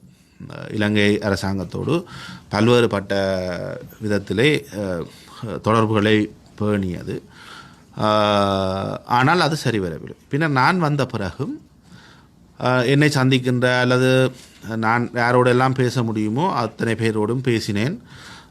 இந்த வாகனத்தை கொண்டு வருவதற்கு உதவுமாறு கடிதங்களை அனுப்பினோம், நேரடியாக பேசினோம். பல்வேறு முயற்சிகளை நான் அரசாங்கத்தோடும் செய்தேன். அதைவிட ஜப்பான் அரசாங்கமும் அதை செய்தது. ஜப்பான் அரசாங்கத்தோடு நாங்கள் இதிலே மிகுந்த அக்கறை கொண்டவர்களாக தொடர்பில் இருந்தோம். உரிய திணைக்களங்களோடு அடிக்கடி தொடர்புகளை மேற்கொண்டோம், கடிதங்களை அனுப்பினோம். அரசியல்வாதிகளுக்கு கூட இது தொடர்பாக தெரியப்படுத்தப்பட்டது. இது நேற்று இன்றையான் பிரச்சனை இல்லை, 4 ஆண்டுகளாக நடக்கின்ற பிரச்சனை. நான் ஒவ்வொரு தூதுவர்களையும் சந்திக்கின்ற பொழுது அல்லது ராஜதந்திரிகளை சந்திக்கின்ற பொழுது அரசாங்கம் எவ்வளவு தூரம் எங்களை மோசமாக நடத்துகிறது என்பதற்கு ஒரு உதாரணமாக இதை நான் சொல்லியிருக்கிறேன். சொல்லுவது என்னுடைய வளமை. ஜப்பான் அரசாங்கம் நேரடியாக முயற்சி செய்தது. அதே போன்று என்னிடம் வருகின்ற அமெரிக்க தூதுவராக இருக்கலாம், கனடிய தூதுவராக இருக்கலாம், பிரித்தானிய தூதுவராக இருக்கலாம், பல்வேறு ராஜதந்திரிகள் என்னை அடிக்கடி சந்திப்பார்கள். ஐக்கிய நாடுகள் சபையினுடைய பிரதிநிதிகள் என்னை சந்தித்திருக்கிறார்கள். அனைவரிடமும் இதை ஒரு குற்றச்சாட்டாகவும் ஒரு வேண்டுகோளாகவும் நான் விடுப்பது வளமை.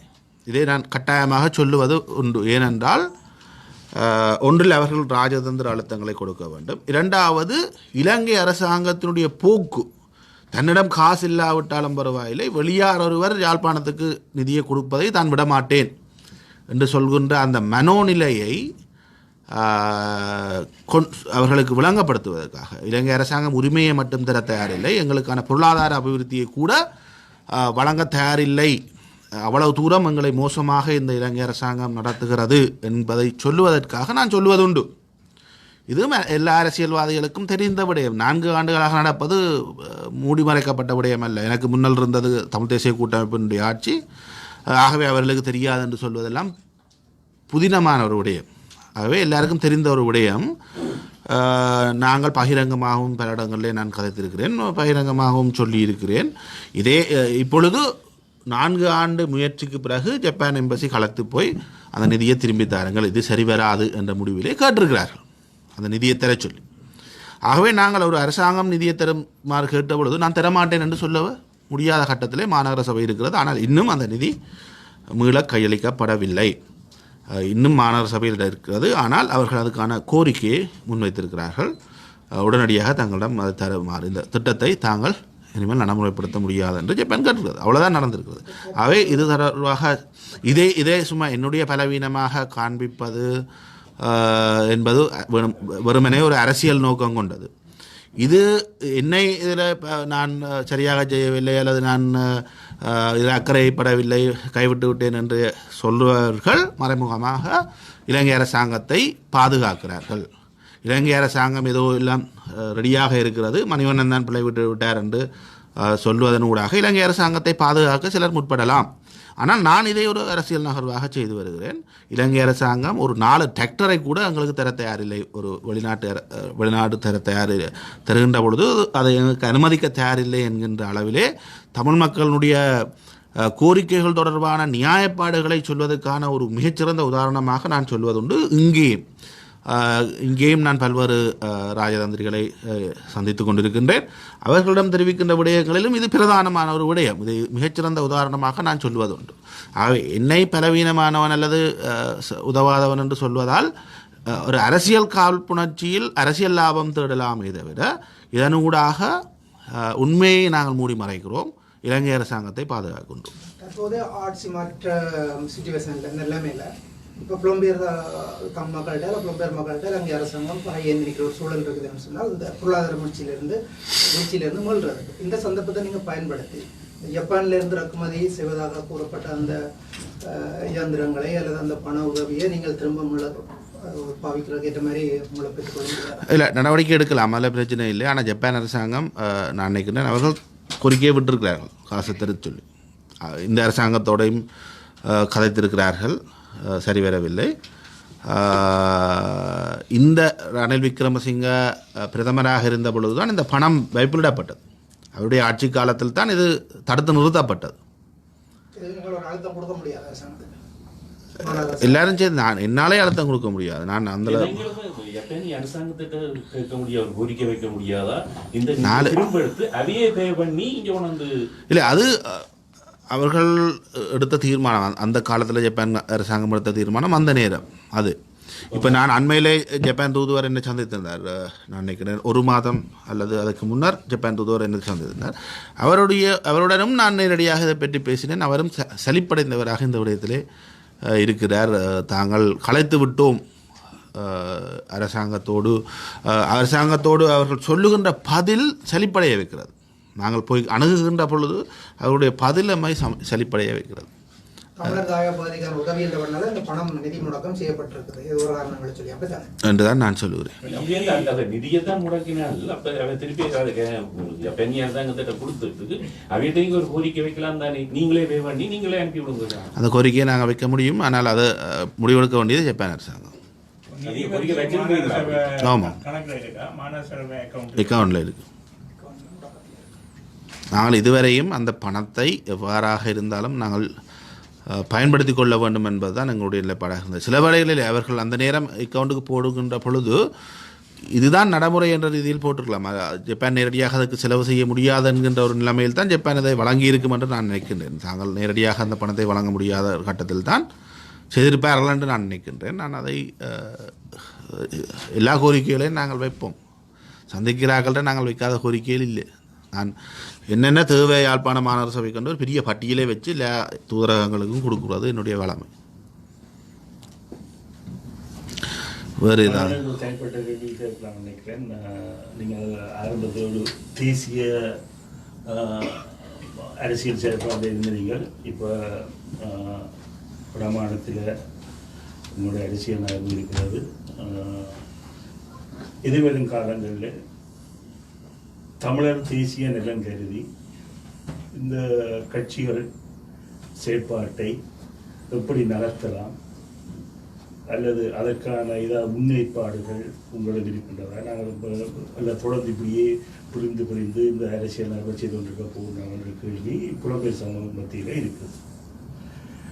இதுக்கு உங்களுடைய செயற்பாடு எப்படி இருக்கும் அல்லது என்ன செய்யலாம், எப்படி நகர்த்தலாம் என்பதை பற்றி உங்களுக்கு எதிர்பார்க்கிறேன். இல்லை, இதே ஆதங்கமும் கவலையும் என்னிடமும் இருக்குது. இதுக்கான விடையே நான் இங்கேயும் பலர்கிட்ட கேட்டிருக்கேன். நீங்களாவது விட சொல்லுவோம். நீங்கள் என்னிட கேட்குற கேள்வியை நானும் இங்கே பலர்கிட்டையும் கேட்டுக்கொண்டிருக்கிறேன். நான் இங்கே இருக்கிற அமைப்புகள்கிட்டையும் சொல்கிறது, நீங்கள் இப்படி எல்லாம் பிரிஞ்சு நின்றால் பிரிஞ்சு நிற்கிறார்களுக்கு காசை கொடுக்காதீங்க கொண்டு. இங்கே தான் காசு போகுது என்னதுக்கு, எலெக்ஷன் கேட்குறதுக்கு. அதுகளை கொஞ்சம் நிப்பாட்டி கொஞ்சம் அழுத்தங்களை பிரிவுங்க கொண்டு நானும் கேட்குறது. என்னுடைய கவலையும் இது. யாழ்ப்பாண வடபுலத்திலே வடக்கு கிழக்கிலே எங்களுடைய தமிழர் அரசியல் என்பது மறுசீரமைக்கப்பட வேண்டும். பழையன கழிதலும் புதியன புகுதலும் வலுவில்லை என்று ஒரு பழமொழி இருக்கிறது. அதிலே பலர் கட்டாயமாக ஓய்வுக்கு அனுப்பப்பட வேண்டிய நிலைமை ஒன்று இருக்கிறது. அவர்கள் எங்களை ஆலோசகர்களாக இருந்து வழிநடத்த வேண்டிய ஒரு பொறுப்பு அவர்களுக்கு இருக்கிறது. ஆகவே அந்த மூத்த அரசியல்வாதிகள், எங்களுடைய பல அரசியல்வாதிகள் 30, 40, 50, 60 வருடங்களுக்கு மேலாக தமிழ் மக்களுக்காக தங்களை அர்ப்பணித்து விட்டார்கள், களைப்படைந்து அவர்கள் நிச்சயமாக இன்னும் நாங்கள் தமிழ் சமூகம் அவர்களைத்தான் அந்த பொறுப்பை சுமக்குமாறு கேட்பதும் அவ்வளோ பொருத்தம் அல்ல. அவர்கள் பாவம், அவர்களுடைய சேவைகளை நாங்கள் பாராட்டி அவர்களுக்கு நாங்கள் ஒரு ஓய்வை தமிழர் சமூகம் கொடுக்க வேண்டும். அவர்கள் எங்களுக்கு தொடர்ந்தும் வழிகாட்டிகளாக, ஆலோசகர்களாக தொடர்ந்தும் எங்களுக்கு செயற்பட வேண்டும். ஒரு ஒரு ஒரு ஒரு ஒரு மாற்றம், ஒரு மறுமலர்ச்சி ஒன்று எங்களுடைய அரசியலில் ஏற்படவில்லை என்றால் எங்களுடைய எதிர்காலம் மிக கவலைக்குரிய விடயமாக இருக்கும். இல்லை, இதே பிரச்சனையால் தான் இந்த பிரச்சனை இருக்கு. அடுத்த தலைமை என்னுடன் வருவாரா, அவரை காலம் பிடிச்சி இருப்போமா, அந்த இளம் தலைமுறைக்குள்ளதான் பிரச்சனை. அந்த பிரச்சனை தான், அதில் பிரதிபலிப்பு தான் இருக்குது. இப்போ இருக்கிற நடைமுறை இருக்கிற பிரச்சனை அதுதான். நாங்கள் எல்லாத்தையும் வெட்ட வெளிச்சமாக சொல்ல வேண்டிய அவசியம் இல்லை. அதுக்கு பிறகு இன்னொரு பெரிய பிரச்சனை வேறு, அடுத்த தலைமை எடுக்கிறதா யாருன்னு சொல்லி. அதுக்கு நான் பதில் சொல்ல முடியாது. தமிழ் மக்கள் தான் தங்களுக்குரிய தலைவர்களை தெரிவு செய்கிறார்கள். இப்பொழுது எங்களுக்கு வாக்களிப்பின் ஊடாக மாத்திரம்தான் அந்த தலைவர்களை தெரிவு செய்வதற்கான வழியை கடவுள் விட்டிருக்கிறார். அந்த வழியிலே தமிழ் மக்கள் தங்களுக்கு மிக பொருத்தமானவர் என்ற ஒருவரை தெரிவு செய்ய வேண்டியதுதான். கட்சிகள் செய்ய வேண்டிய, நான் நேரடியாக சொல்லுவேன், டிஎன்ஏ பொறுத்தவரை சந்தனையாக இருக்கிறபடியாக தான் ஓரளவுக்கு இருக்குது. இதே ஒரு இடம் தலைமை வரைக்க அதுக்குள்ளேயே பிச்சை விழுங்கள் எல்லாம் தான் போகும். அப்போ அப்போ நீங்கள் சொல்லுங்க, அது புதிய தலைமை புதியவர்களுக்கு விட்டு கொடுப்போம். அதுக்கப்புறம் தான் இன்னும் பிரச்சனை வரும்போது கிடக்குது. அதுதான் இல்லை, அப்படியாக இருந்தால் நாங்கள் எல்லோரும் இறைவனை பிரார்த்திப்போம். சம்பந்தனையா இன்னும் ஒரு 20 வருடங்களுக்கு தமிழ் மக்களையும் தமிழ் தேசிய கூட்டமைப்பையும் வழிநடத்த வேண்டும் என்று நாங்கள் கனடாவில் இருக்கின்ற ஆலயங்களிலும் இலங்கையில் இருக்கக்கூடிய ஆலயங்களிலும் நாங்கள் எல்லோரும் சென்று வழிபடுவோம். பாட்டி சிந்தனை நீங்கள் அதாவது ஒரு கூட்டு திறமை என்ற விஷயம் அது ஒர்க் அவுட் பண்ணும். அப்போ அப்படியான சிந்தனைக்கு போகலாம் என்று இந்த தனிப்பட்ட அபிப்பிராயம். வடமாகாண ஆளுநருடனான உங்களுடைய உறவு எப்படி இருக்கிறது? ஏனென்றால் கடந்த காலத்தில் யாழ் மாநகரசபை எடுத்த, அது மேயர் என்ற ரீதியில் எடுத்த பல நடவடிக்கைகள் அவர் பெரும் முட்டுக்கட்டை போட்டதாக இங்கே செய்திகள் பரவலாக அடிபட்டது. இல்லை, எனக்கும் அவருக்கும் இந்த தனிப்பட்ட முரண்பாடும் கிடையாது. நான் மாநகரசபை முதல்வராக வடமாகாண ஆளுநரோடு ஏதேனும் தொடர்புகளை பேண வேண்டுமாக இருந்தால் நான் பேணுவதற்கு எனக்கு எந்த தடையும் கிடையாது. தனிப்பட்ட ரீதியிலே எனக்கும் அவருக்கும் எந்த முரண்பாடும் இல்லை. ஆனால் ஒரு இனத்தினுடைய பிரதிநிதியாக நான் சில இனத்துக்கு நன்மை அளிக்கக்கூடிய விடயங்களை நான் செய்கின்ற பொழுது சில வேளைகளிலே முரண்பாடுகளை ஊடகங்களும் உருவாக்கி விடுகின்றன. சில வேளையிலே அவர்கள் தங்களுடைய முரண்பாடுகளாக யோசிக்கின்றார்களோ என தெரியாது. ஆனால் எனக்கும் அவருக்கும் தனிப்பட்ட ரீதியில் எந்த பகையும் கிடையாது. முதல்வர் என்ற ரீதியிலே நான் தேவையான சந்தர்ப்பங்களில் அவரோடு ஒத்துழைக்கிறார் என்னும் சொல்லலாம், இல்லை என்னும் சொல்லலாம். ஒத்துழைத்தால் நல்ல. இதில் நீங்கள் கடைசியாக சொன்ன மறுமொழி நகைச்சுவையாக சொன்னீங்க, சிவநாயம் சொன்ன மாதிரி தமிழ் மக்களை கடவுளாக காப்பாற்ற அந்த நேரம் நீங்கள் பிறந்திருக்க மாட்டீங்க. அது கூட அதுக்கு பின்னால் ஒரு அர்த்தம் இருந்தது. அது ஒரு இன்னொரு சைடுக்கு ஆதரவு அளிக்கிற மாதிரி தான் அந்த நேரம் வர இருந்த அரசு. இப்போ அதுக்கு பின்னால் பெரிய அரசியல் இருக்குது. ஆனால் இப்போ நீங்கள் சொன்னதில் ஒரு நேர்மையான கருத்து இருக்குது. இப்போ நீங்கள் ஒரு சட்டத்தரணி, அதில் ஒரு அரசியல்வாதி. அப்போ இலங்கையில் இருக்கிற இந்த பாராளுமன்ற அரசியலில் கூட நீங்கள் நிராகரிக்க இயலாது. இப்போ பாராளுமன்ற அரசியலை பக்கம் நீங்கள் பார்க்கத்தான் போகிறோம். அந்த பாராளுமன்ற அரசியல், மாகாண அரசியல், மாநகர அரசியல், இந்த மூணுலையும் நாங்கள் பார்க்கும்போது வாக்களித்த மக்கள் ஏமாற்றப்பட்டிருக்காங்க. அதுவும் குறிப்பாக அந்த பாராளுமன்ற அரசியலில் தென்னிலங்கையில் சிங்கள அரசியல்வாதிகள் விலைக்கு வாங்கப்படுவது கூட பெருமளவு பணம் அது தமிழ் அரசியல் கைக்கு போனதெல்லாம் சாதாரணமாக எல்லாருக்கும் தெரியும். அப்போ அந்த மாதிரி அரசியல், பாராளுமன்ற அரசியல் அப்படி இருக்குது. மாகாண இப்போ நீங்கள் சொன்ன மாதிரி இப்போ கல்யாண கட்ட கழிவோடு சம்மந்தப்பட்டது, அந்த நீங்கள் அதாவது அரசியலேருந்து ஒதுங்க வேண்டும்ன்றது எதிர்பார்க்குற தலைவர்களுடைய, நான் அரசியலேருந்து ஒதுங்க சொல்லி யார்கிட்டையும் சொல்லல. அவர்கள் எங்களுக்கு வழிகாட்டிகளாக இருக்க வேணும், தொடர்ந்து அவருடைய பணிய ஆலோசகர்களாக இருக்கலாம் என்று நான் கருதுகிறேன். இல்லை, அவர்கள் கலைச்சிட்டார்கள். இப்போ 30-40 வருஷமாக இனத்தை தங்களுடைய தோளில் சுமந்து கலைப்படைந்திருக்கலாம். அவர்கள் சில வேளையிலே கலைப்படையாமலும் இருக்கலாம். குறிப்பாக மறந்துடுறேன். ரெண்டு வகையான அணி இருக்குங்க. கொண்டு அந்த தலைமைகளுக்கு கீழே வர அவர்களும் இளைஞர்களை உருவாக்குறார்கள். அவர்களுடைய வழித்தோன்றல்கள் வந்து கொண்டிருக்கிறார்கள். இப்போ நாங்கள் கலைக்கும் போது மாகாண அரசியலுக்கெல்லாம் அவர் ரெடியாகிறார்கள்.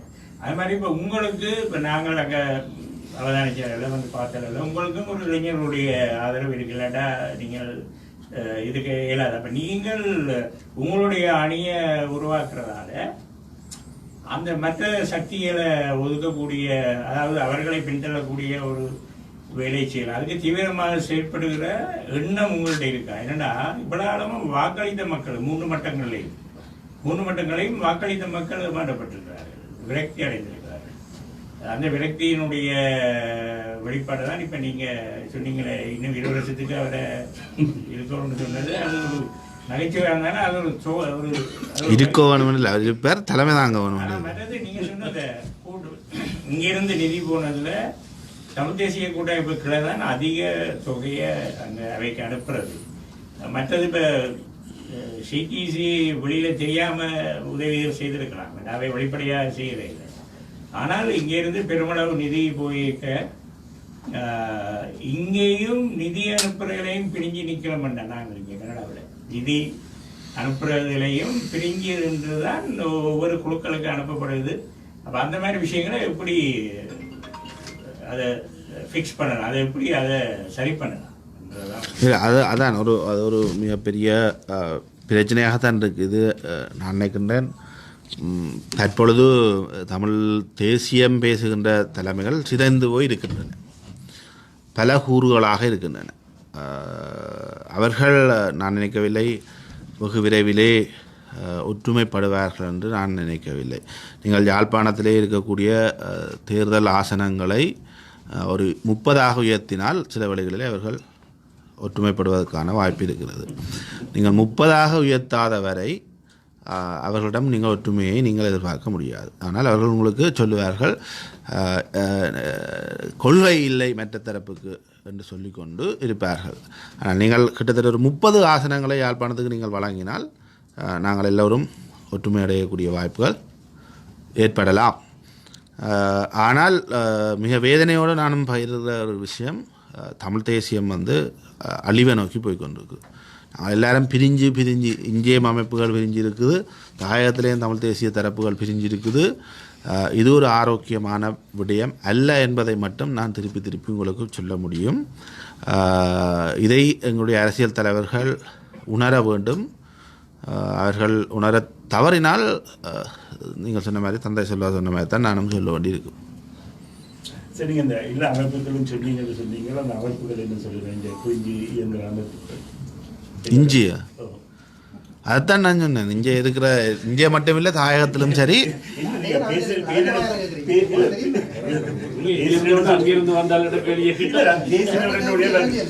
இல்லை, நான்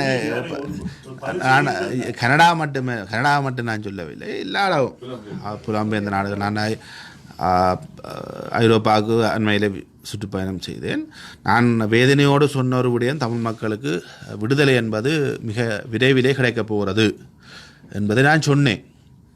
அவர்கள் கேட்டார்கள் என்ன விடுதலை என்று. நான் சொன்னேன், தமிழுள்ள விடுதலை புலிகள் ஆயுத பலத்தின் உச்சத்தில் இருந்து அந்த நேரம் உலகம் முழுக்க இருக்கிற தமிழ் மக்களும் தமிழுள்ள விடுதலை புலிகளுக்கு பின்னால் இருந்தவர், தமிழ்நாட்டு தலைவர்கள் உட்பட. ஆனால் நாங்கள் எதையுமே சாதிக்கலை. ஆனால் இன்றைக்கு தமிழ் மக்கள் மத்தியில் ஆயிரக்கணக்கான அமைப்புகள் இருக்குது. யாழ்ப்பாணத்தில் 20 கட்சிகள் தேசியம் பேசினோம், கனடாவிலேயும் அப்படி, ஐரோப்பாவிலேயும் அப்படி. யாரை கேட்டாலும் மற்றவன் துரோகி என்று தான் சொல்லுவேன். அப்போ எனக்கு ஒரு ஆள் நகைச்சுவையாக சொல்லிச்சுது, உமக்கு துரோகி பட்டம் இல்லைன்னா நீர் அரசியலில் ஈடுபடையிலேன்ற அர்த்தம் உண்டு. நீர் அரசியலில் ஈடுபட்டிருந்தீங்கன்னா உமக்கு துரோகி பட்டம் கட்டாயம் வந்திருக்கணுமேண்டு. அப்போ நான் சொன்னேன், விடுதலை என்றது நிச்சயம். அதாவது ஒரு அமைப்பில் இருந்து மற்றவருக்கு விடுதலை. இன்றைக்கு இப்படி ஒரு எக்ஸண்ட் அமைப்பு இருந்தால் நாளைக்கு ஒரு ஆள் விடுதலை அடைஞ்சு வையண்ட் அமைப்பை தொடங்குவார், நாளண்டைக்கு இவர் விடுதலை அடைஞ்சு சட்டண்ட அமைப்பை தொடங்குவார். எல்லாரும் விடுதலை அடைஞ்சு தனித்தனி அமைப்புகளாக இருப்பினோம். ஆளுக்கு ஒரு ஆள் ஒரு அமைப்பு, ஒவ்வொருத்தரும் ஒவ்வொரு அமைப்பு சுமக்கின்ற அந்த விடுதலை எங்களுக்கு விரைவில் கிடைக்குமே தவிர இனத்துக்கு விடுதலை கிடையாது. நீங்கள் மாநகர சபை அரசியல் தான் இருக்கிறீர்கள். எதிர்காலத்திலே மாகாண சபை அரசியல் மத்திய நாடாளுமன்ற உறுப்பினராக தேர்தலில் போட்டியிடுகின்ற நோக்கம் அந்த நான் கடந்த காலங்களிலும் பாராளுமன்ற தேர்தலில் போட்டிட்டு தோத்தேன். இந்த மாதிரி அதான் இப்போ எதிர்காலத்திலையும் பாராளுமன்ற தேர்தலில் போட்டிட்டு தோற்கணும்னு விரும்புகிறீங்களா? வேறு யாரும் கேள்வி நாங்கள் ஒரு 5 மினிட்ஸில் நாங்கள் முடிக்கலாம்னு நினைக்கிறோம். வேறு ஏதாவது மணிவண்ணன் சொன்ன கருத்து எல்லாம் இங்கே பல ஊடகங்கள் மணிவண்ணன் கேள்வி கேட்குறீங்க, நல்ல விஷயம். ஆனால் இங்கே ஒரு பாராளுமன்றத்துக்கு தெரிவு செய்யப்பட்டவரோ அல்லது எம்பிபியாக தெரிவு செய்யப்பட்டவரை எல்லா அமைப்புகளும் ஒரே மாதிரி ட்ரீட் பண்ணணுன்றது உண்மையா? இப்போ அது இல்லை. அப்போ அதை நாங்கள் முதல் ஃபிக்ஸ் பண்ணணும். லோக்கலில் ஃபிக்ஸ் பண்ணும்போது அப்புறம் மீடியா ஃபிக்ஸ் பண்ணலாம். என்ன பிரச்சனைன்னு சொன்னால் முதல் ஒருத்தர் பாராளுமன்றத்துக்கு தெரிவு செய்யப்பட்ட அந்த தமிழர்களாலேயோ கனடியர்களாலேயோ தெரிவு செய்யப்பட்டவர் அவரை எந்த அமைப்பும் ஒதுக்குறதுக்கு அருகதை கிடையாது. அதை எந்த அமைப்பு அதை நியாயப்படுத்துறாங்க, அதுவும் ஒரு அரசியல் தான். அதுதான் அடிமட்ட பிரச்சனை. அந்த பிரச்சனையை முதல் நீங்கள் சால்வ் பண்ணுங்க, பிறகு நீங்கள் இளதரசியலையோ மற்ற அரசியலோ வளர்க்கணுன்ற எந்த கருத்து இல்லை. என்னுடைய வேண்டுகோள்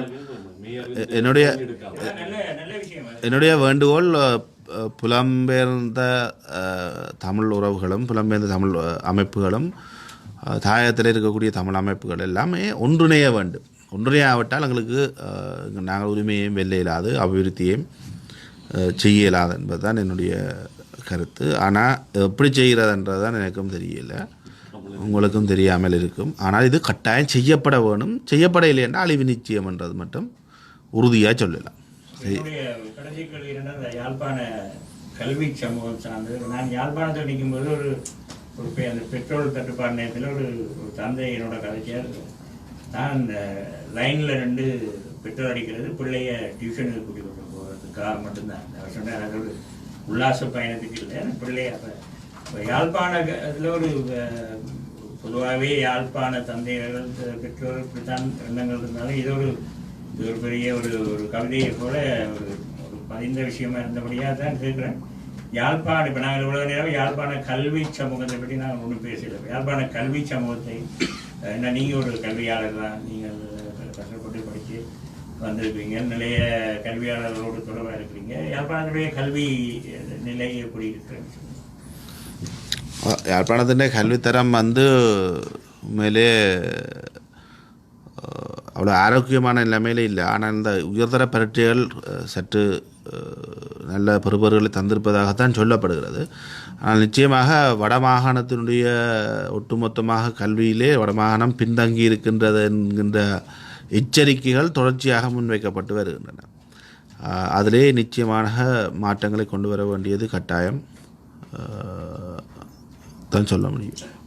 கேள்வியில் ஒரு சின்ன ஒரு கேள்வி கேட்கலாம். யாழ்மாற சரிவை பற்றி அந்த நீர் முகாமைத்துவம் மற்றது இந்த கழிவு நீர் அகற்றல் போன்ற விடயத்தில், அதாவது ஏற்கனவே இப்போ குடும்பம் இருப்பது அதை பிரிட்டிஷ் காலத்திலிருந்து செய்யப்பட்டு வந்த முடியும். ஆனால் அதை இன்னும் வடிவாக சீர் செய்யப்பட இல்லை. அதற்கான முன்னெடுப்புகளை நீங்களோட ஆக்கப்பூர்வமாக நீங்கள் என்ன செய்கிறீர்கள் ஒரு கேள்வி கூட வந்தேன். கழிவு நீரை அகற்றுவதற்கான திட்டங்கள் இன்னும் உருவாக்கப்படவில்லை. அதுக்கான ஸ்டடீஸ் செய்யப்பட்டிருக்கிறது. அது செய்வதற்கான ப்ரொஜெக்ட்ஸ் எல்லாம் டிசைன் பண்ணப்பட்டிருக்கான நிதி இல்லை. அது மிகப்பெரிய நிதி எமக்கு தேவைப்படுகிறது. உதாரணமாக சொல்ல வேண்டுமென்றால் நான் நேற்றைய தினம் நேற்று முன்தினம் நான் இங்கே இருக்கக்கூடிய ஜோக் சிட்டியினுடைய கழிவு நீர்களை எவ்வாறு முகாமைத்துவம் செய்கிறார்கள் என்பதை சென்று பார்வையிட்டு பல்வேறு கேள்விகளையும் கேட்டேன். அந்த தங்களுடைய கழிவுநீர் சுத்திகரிப்பு நிலையத்தை செய்வதற்குரிய பணம் எவ்வளவு என்று கேட்டேன். இதை இன்றைய நிலையில் உருவாக்குவதாக இருந்தால் $200 மில்லியன் தேவை என்று சொன்னார்கள். $200 மில்லியன் எங்கள்கிட்ட இல்லை. அதுதான் இருக்கிற பிரச்சனை. அப்போ யாராவது தந்தால் நாங்கள் அவ்வாறான இல்லை, அது அந்த பிளான்ட்டுக்கு மாத்திரம். இனி வீடுகளிலிருந்து லைனிங் செய்து அந்த பிளான்ட்டுக்கு கொண்டு வர பம்பிங் ஸ்டேஷன் அப்படியெல்லாம் செய்கிறேன்டா அது $500-600 மில்லியன் தேவை. கொழும்புல செஞ்சு வச்சிருக்கிறேன்.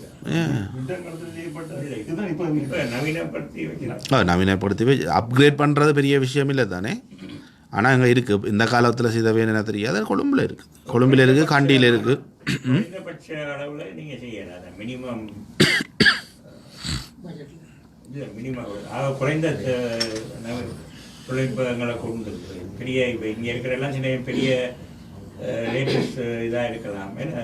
அதான் இந்த அளவுக்கு இல்லாமல் தான் நாங்கள் பட்ஜெட் பண்ணியிருக்குது. அதுக்கும் காசு இல்லை. இங்குள்ள மாநகர சபை ஒன்று யாழ்ப்பாண மாநகர சபை மேயருடன் ஒரு ஒப்பந்தத்தை ஒன்று கடந்த காலத்தில் ஏற்படுத்தி இருந்தது. இதுவரையில் எங்களுக்கு அதுக்கு மேலதிகமான தகவல்கள் எதுவும் இல்லை. அந்த ஒப்பந்தத்தினால் இதுவரை ஏதாவது அனிச்சத்துக்காக பிரயோசனம் இருந்திருக்கிறதா யாழ்ப்பாணம்?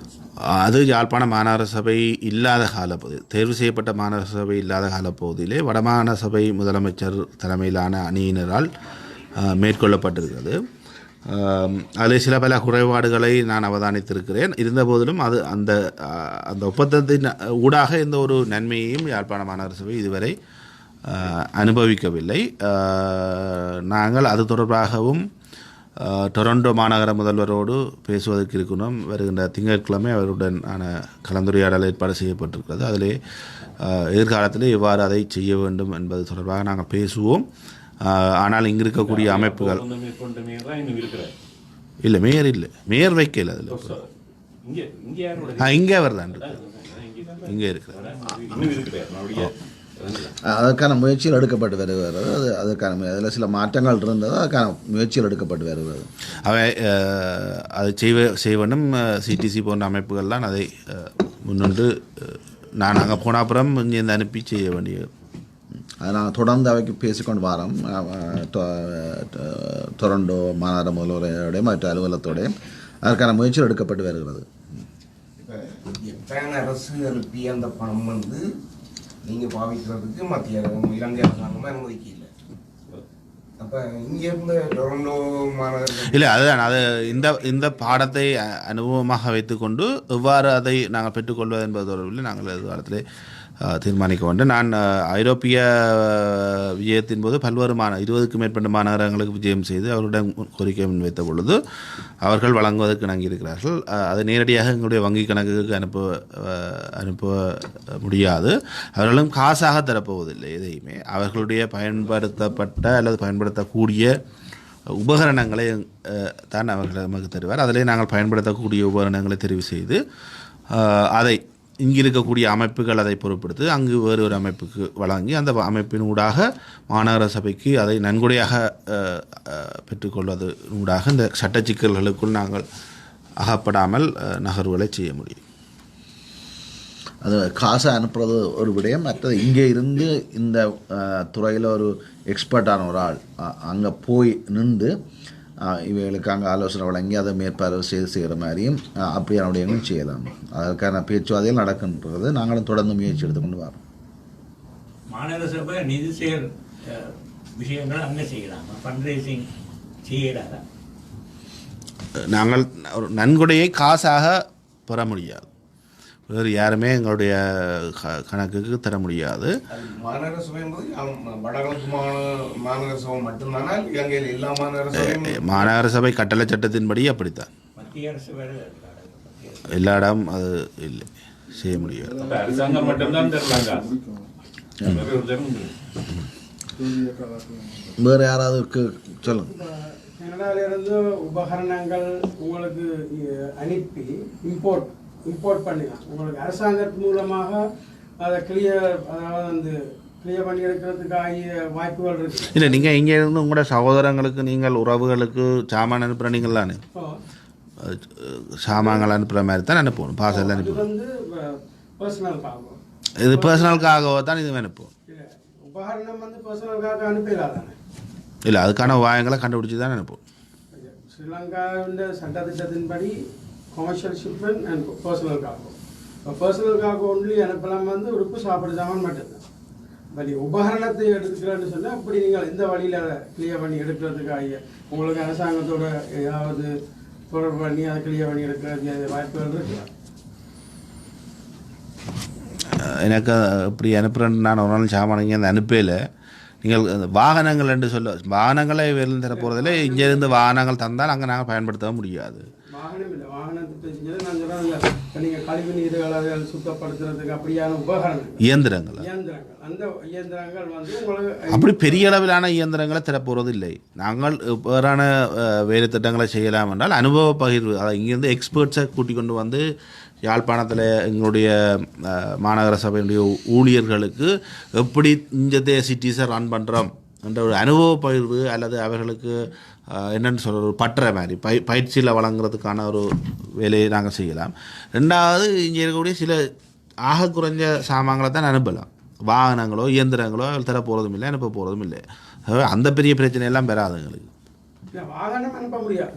வாகனம் அனுப்ப இயந்திரங்கள்ன்றா அது பெரிய தொகை இங்கேருந்து தர மாட்டணும். அதெல்லாம் அந்த இதில் எங்கள்கிட்ட மிக பிரதானமானது அந்த எக்ஸ்பீரியன்ஸ் ஷேரிங், நாலேஜ் ஷேரிங்ன்றது தான் பெரிய விடயமாக இருக்குது. இங்கே இருக்கக்கூடிய எக்ஸ்பர்ட்ஸை கூட்டிக் கொண்டு போய் அங்கே செய்கிறது. மற்றது சின்ன சின்ன இந்த கார்பேஜ் கலெக்ட் பண்ணுற சின்ன சின்ன சாமான்களை தான் அனுப்பலாம், உபகரணங்கள்னு சொன்னால்.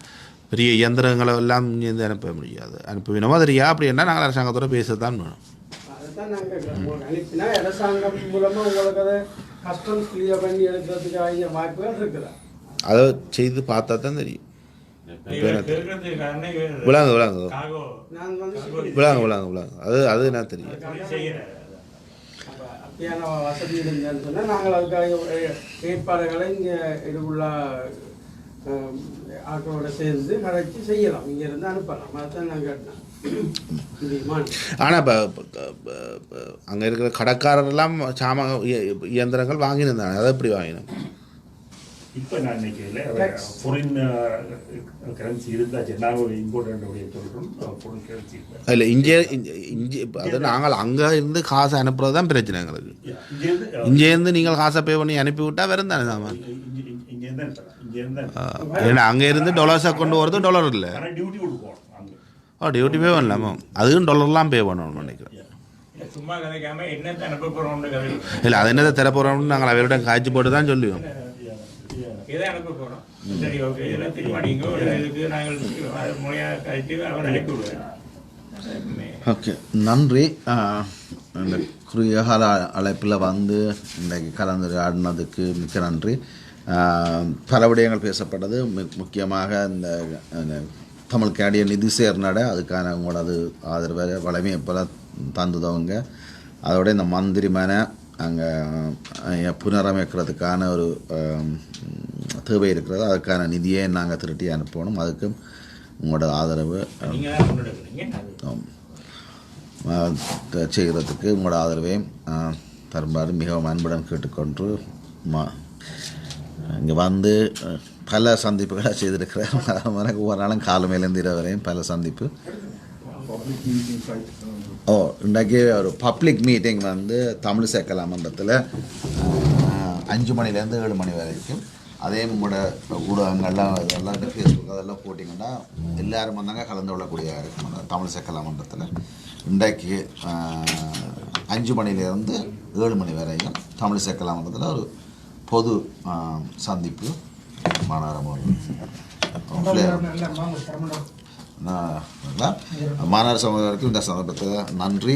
வந்து கலந்து எல்லோருடைய முறையாடினதுக்கு நன்றி. உங்களை எல்லோருக்கும் மீண்டும் முறை மனமார்ந்த நன்றி. என்னுடைய நன்றிகளையும் எல்லோருக்கும் தெரிவித்துக் கொள்கின்றேன். இவ்வளவு நேரம் அமைதியாக